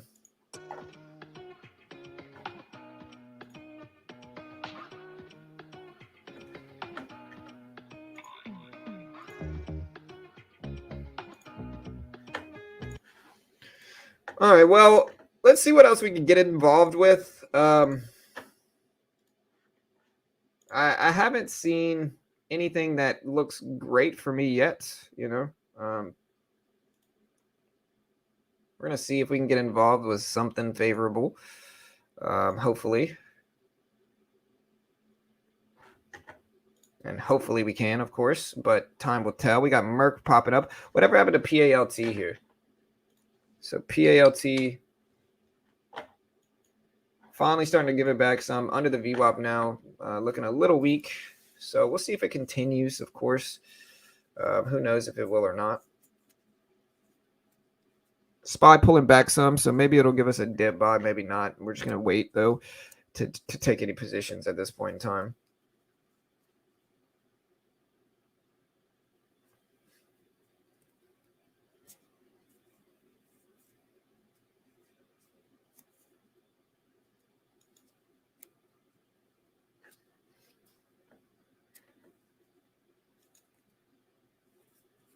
We got CEI breaking under the VWAP now. So hopefully, we get some good favorable movement and something shows up today. TLRY is back down to 1050s. SPY bouncing a little bit here, so maybe we'll get some continuation in the market, which will be good for usually everything else. We got PALT back over 950s. So PALT back over 950s here.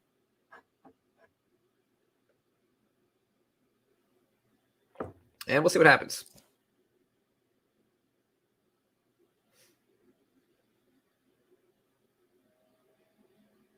SPY pulling back to 440.80s here, so we'll see if that continuation happens or not.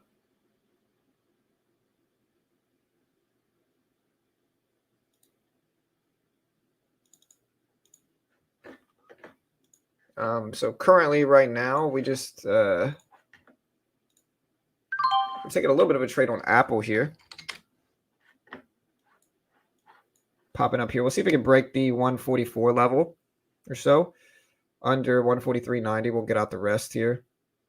See if the SPY can bounce. Maybe we can add to it too if it sets up favorable enough for me. Maybe if it gives us a little pullback here. Of course, it's basing it purely off of what the SPY itself is doing. So if the SPY pulls back some, then this is probably going to pull back with it.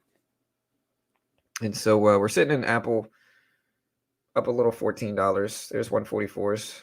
SPY's pushing up nicely, so this is usually when we're going to get the rips, which is what we get in here. There's 144s. Let's see if we can make it over that. We're going to add a little bit to this now, mostly because the SPY is pushing over 441s, and so that's usually a pretty good sign. We'll take a little bit off here now, I guess. Here's the rip over 44s. Let's see if we hold now. SPY. Let's see if the SPY continues. 03s, nice. 05s, cool. All right, we're going to get out there, make about $16 on that trade. We're up about 53 bucks on the day. So $53 day currently in stocks. I don't know if I've lost today, to be completely honest. I'm not sure if I've lost. Let me upload my stats here. Let's look at today's stats, for instance. And again, I want to show you guys this because, you know, let's see how we do. AFRM.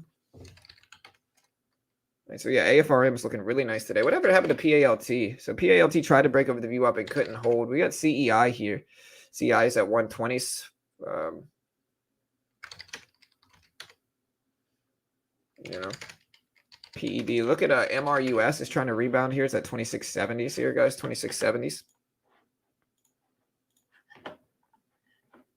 Bitcoin exploding. 50K. BBIG did the exact thing John spoke about with PM gappers. I know, man. Listen, I try to tell people, man. Again, like what makes it hard to get through to some people. What makes it hard to get through to some people in this game is that they get stuck in the sensationalized, culture of penny stocks, right? Like penny stocks are so sensationalized that people just think because the short float is high that it has to squeeze, or because such and such YouTuber made a video with some obscure data that it just has to follow this data. And it's like, in terms of this, you have to base it off of probabilities. Like my basic outlook and mentality with penny stocks is based around my historical views of it. Like it's based around my historical analyzations of penny stocks, like what I've seen. And most of the time, what happens is that these penny stocks might gap up. They might run for a few days. Usually, they're going to come right back down. And even if we're talking about like an individual day's basis here, like most of the time when penny stocks gap up, that specific day, they're usually going to come right back down. And so BBIG is a prime example of that. And now it's not always the case, of course, and people that are kind of gambling in penny stocks will always kind of throw it back to me with, well, this stock didn't. And it's like, sure, if you take a specific stock, you know, you might have, like I said, anywhere between 10 to 30% of them that don't, but betting on 70%, you know, downside is not a safe bet most of the time. And so it's like, it's something that people got to understand. Like, I'm not saying that these stocks are not going to do well. What I am saying is that most of them are going to gap down, or most of them are going to pull back after they gap up big, certainly. And again, what I told you guys, like, this is the change. Like, this is when you can see it do the opposite. Like, what you want to see if you want it to come back, instead of trying to bet on it now, a much safer bet usually is for when a stock breaks over the view up and holds that level of support and then continues up to test these highs right here. You know what I mean? Like, if that happens, that is a lot more bullish sign than it being down or even just the gap up. But again, people get stuck in that sensationalized culture of penny stocks, and it just ends up hurting their account. But just like scammers, sometimes they'll defend the penny stock that is losing them tons of money because it hurts too bad to look at it objectively.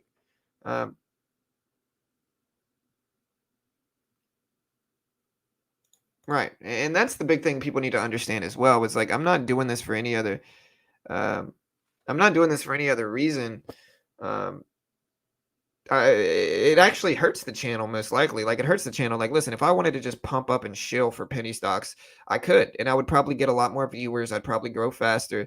But like, again, I told you guys, like about a year ago, I decided I was going to do this right, and I'm trying. You know, I'm really trying. I'm trying to be honest with people about everything involved in it, even if it makes me grow slower.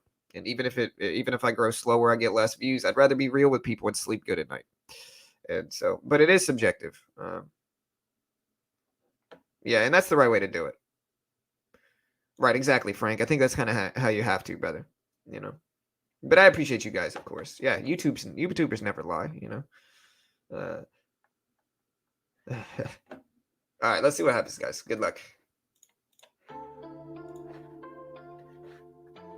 Sorry, I started the music back. I know we're gonna have somebody yell at me in at least 5 minutes about that. But again, I mean, and if you guys want to see if I really know what I'm talking about, I mean, it's easy to prove. Like I said, I had a guy doubt me in the comments yesterday, just kind of talk smack, but it's like it's really easy to prove everything I'm saying here, and it's really easy to judge like if I'm really profitable or if I'm not. Um, the way we judge that, let me look at when my last day was uploaded here. Okay.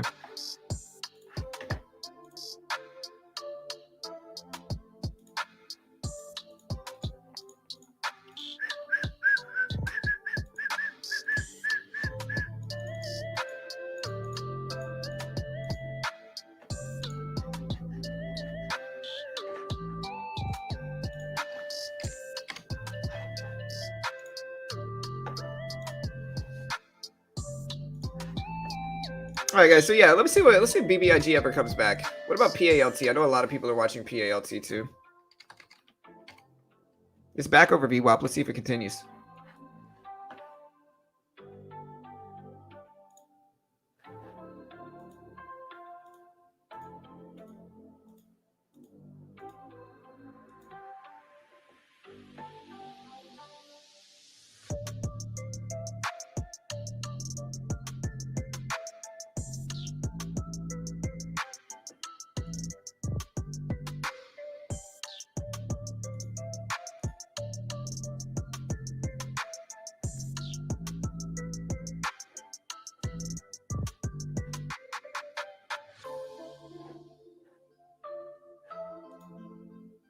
I'm curious what my accuracy rate is today. What's today? Thursday, right?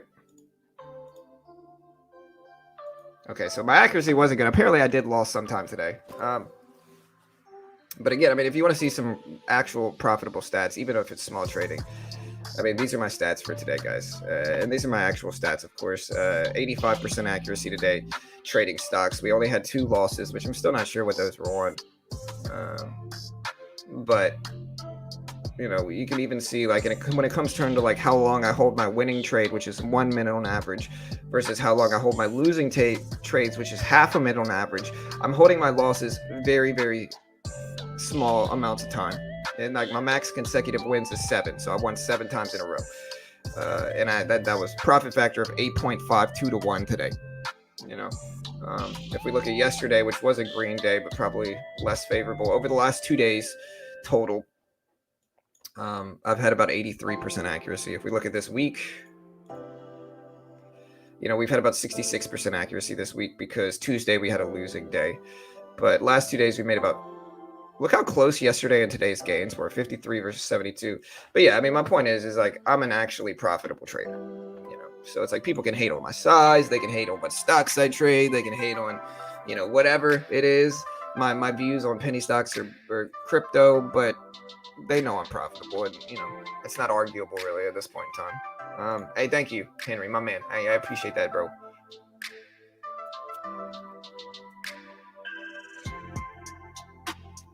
Oh, I did lose when I was showing that it was easy to short. That is where one of my losses came from.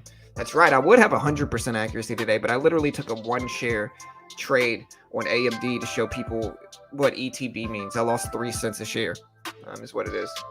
SHIB is crashing. Is it really? No, is it?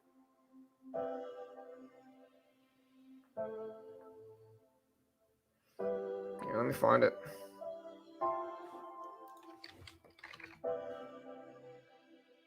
Yeah, SHIB is dumping here, guys. So here's SHIB. So SHIB is dropping pretty substantially, down to 31. Still very green though. You know, it's not going to hold all of its gains. That's not reasonable to expect, really. But no, thank you, Henry. I appreciate you, bro. Grom.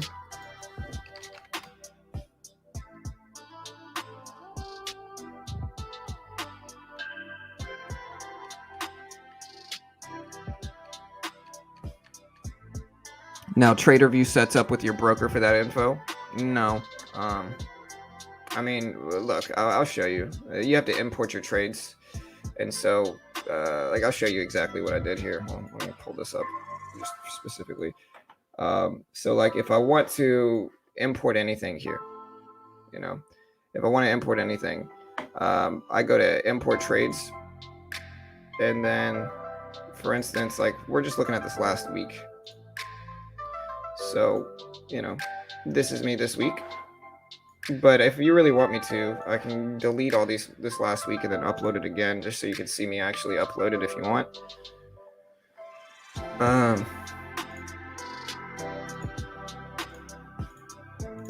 Yeah, so look, we're just gonna delete the last week of trades. And so look, we just deleted the last week of trades, and then if we go to import trades, we take, this is my 10/7 account statement pulled directly from TD Ameritrade. You can see it here. And then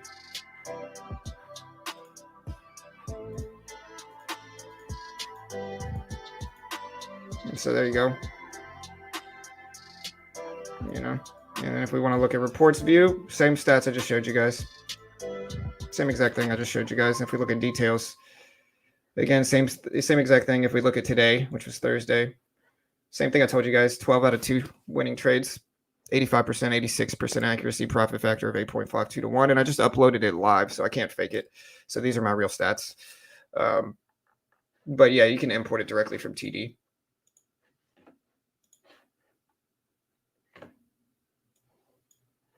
Grom on the move.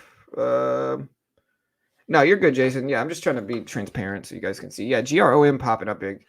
So GROM is moving up nicely here.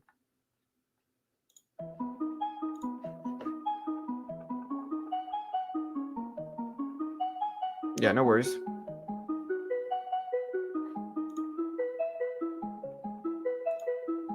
Yeah, Grom's flying.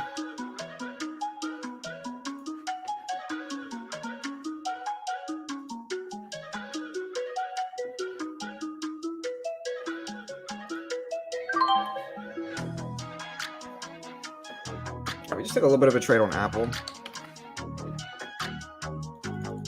Plan is to hold this one as long as it can hold over 144s. Maybe like this low down here at 97 or so.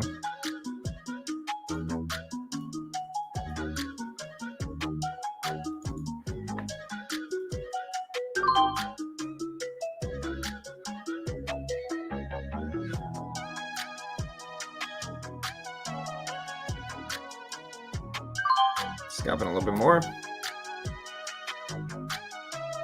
And you can see, like, I don't take one big trade. People get mad at me because I'm making like $5 a trade, but like if I'm getting into 20 trades a day, I'm making $100 a day, you know. I don't like this big pullback here. We're gonna get out slightly green on that trade. About $55 total. There's Grom, GROM. It's up to 550s.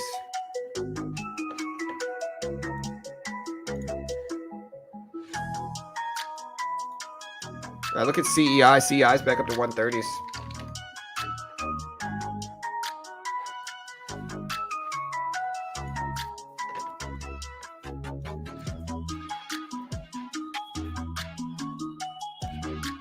So CEI's up to 130s here. Let's see if it continues.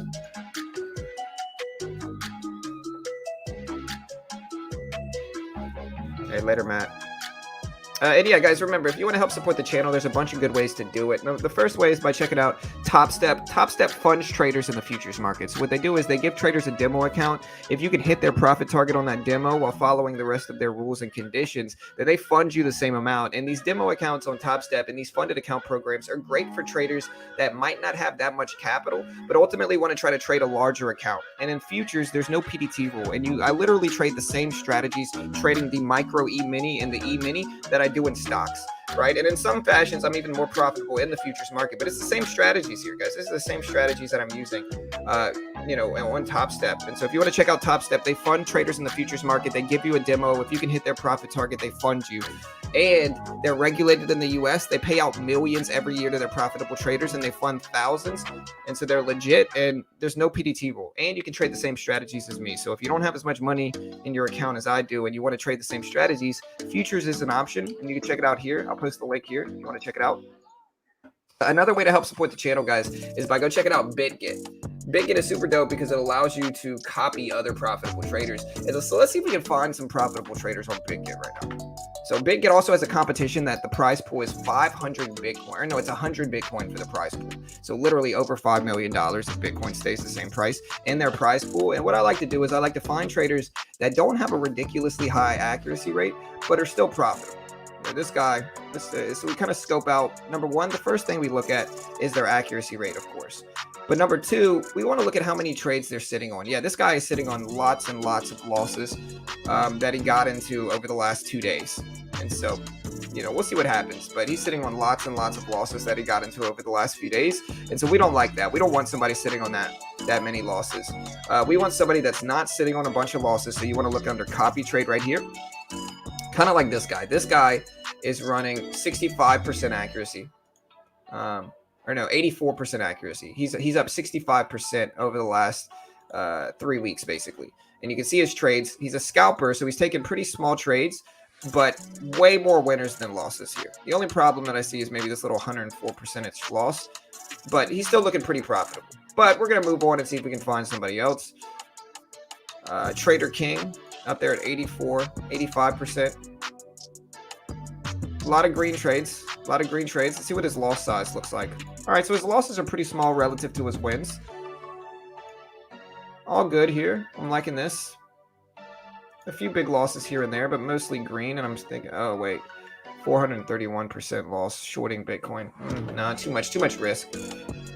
So we're not going to do him. We got anybody that has 100% accuracy, guys, you should also be very careful with. Because anybody that takes these huge positions are usually averaging in. So they're just taking trade after trade, but when they lose really, really big here. So let's see if we can find any of this guy's big losses to see if he has any. Pretty impressive, but he's just trading so much.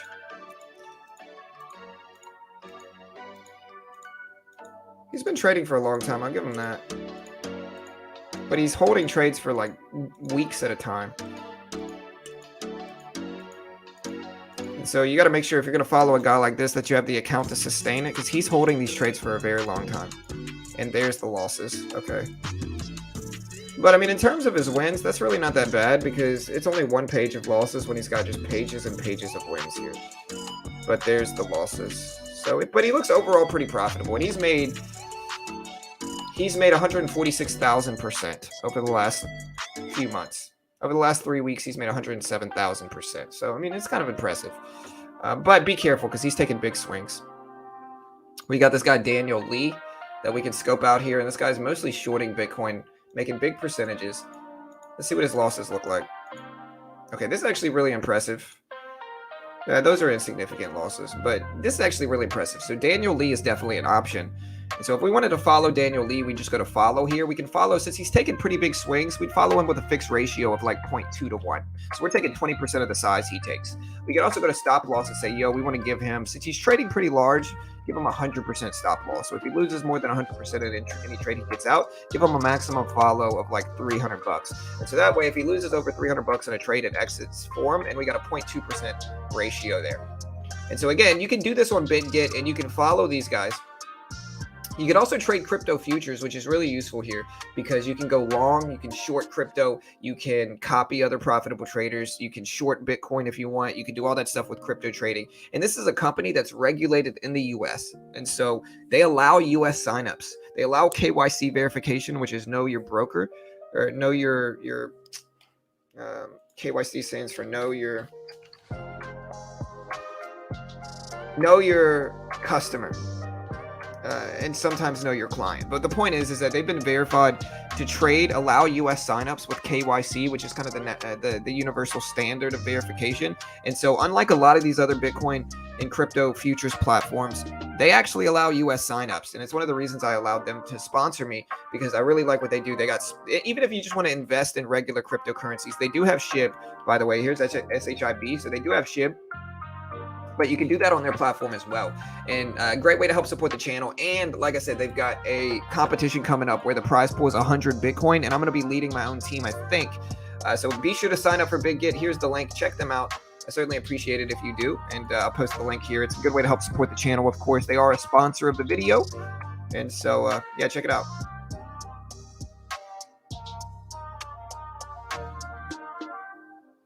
You make it sound so simple. Yeah, well, I'm a salesman, sir. What can I say?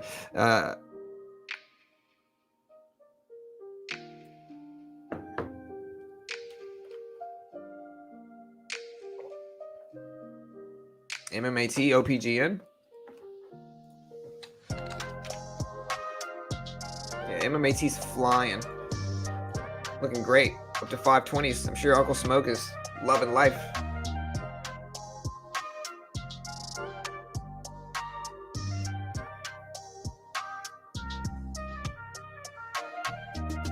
What are y'all talking about? What is that?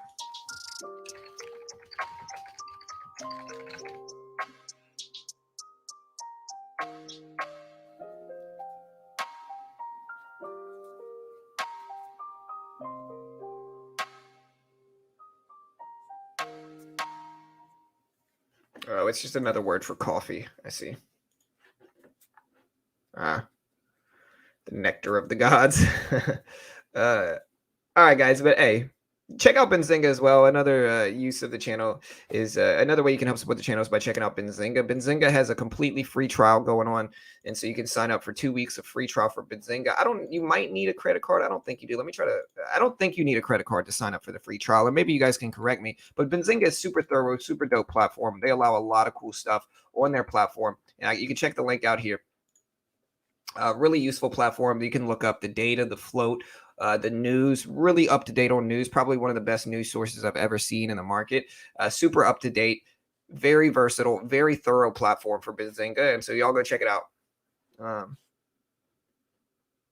But anyways, team, I think I'm probably done for the day. I mean, we've made our money in the market. Another green day in the books. Not a huge day, but a green day nonetheless. And yeah, we're starting to get back into the swing of things. It was good for a little while in the market, but then it became slow and boring. And so we stopped pushing as hard in the last 2 weeks. And maybe we can finally get back to that and revert back to swinging a little bit more with our trading. And so let me know if that's what you guys want to see. Hopefully we can, and I appreciate it. We got a new member today. A broken record. I didn't hear what futures platform you use. So I use TopStep, Tiny. So I use TopStep as the funded account program, and I think they use Tradeovate. You can pick between like 4 different actual platforms and futures on TopStep. I trick Tradeovate because it's the easiest one to use. Yeah, AMC. Yeah, let's check it out. So AMC's flying up there, guys. It's almost at $38 a share, making pretty big moves here.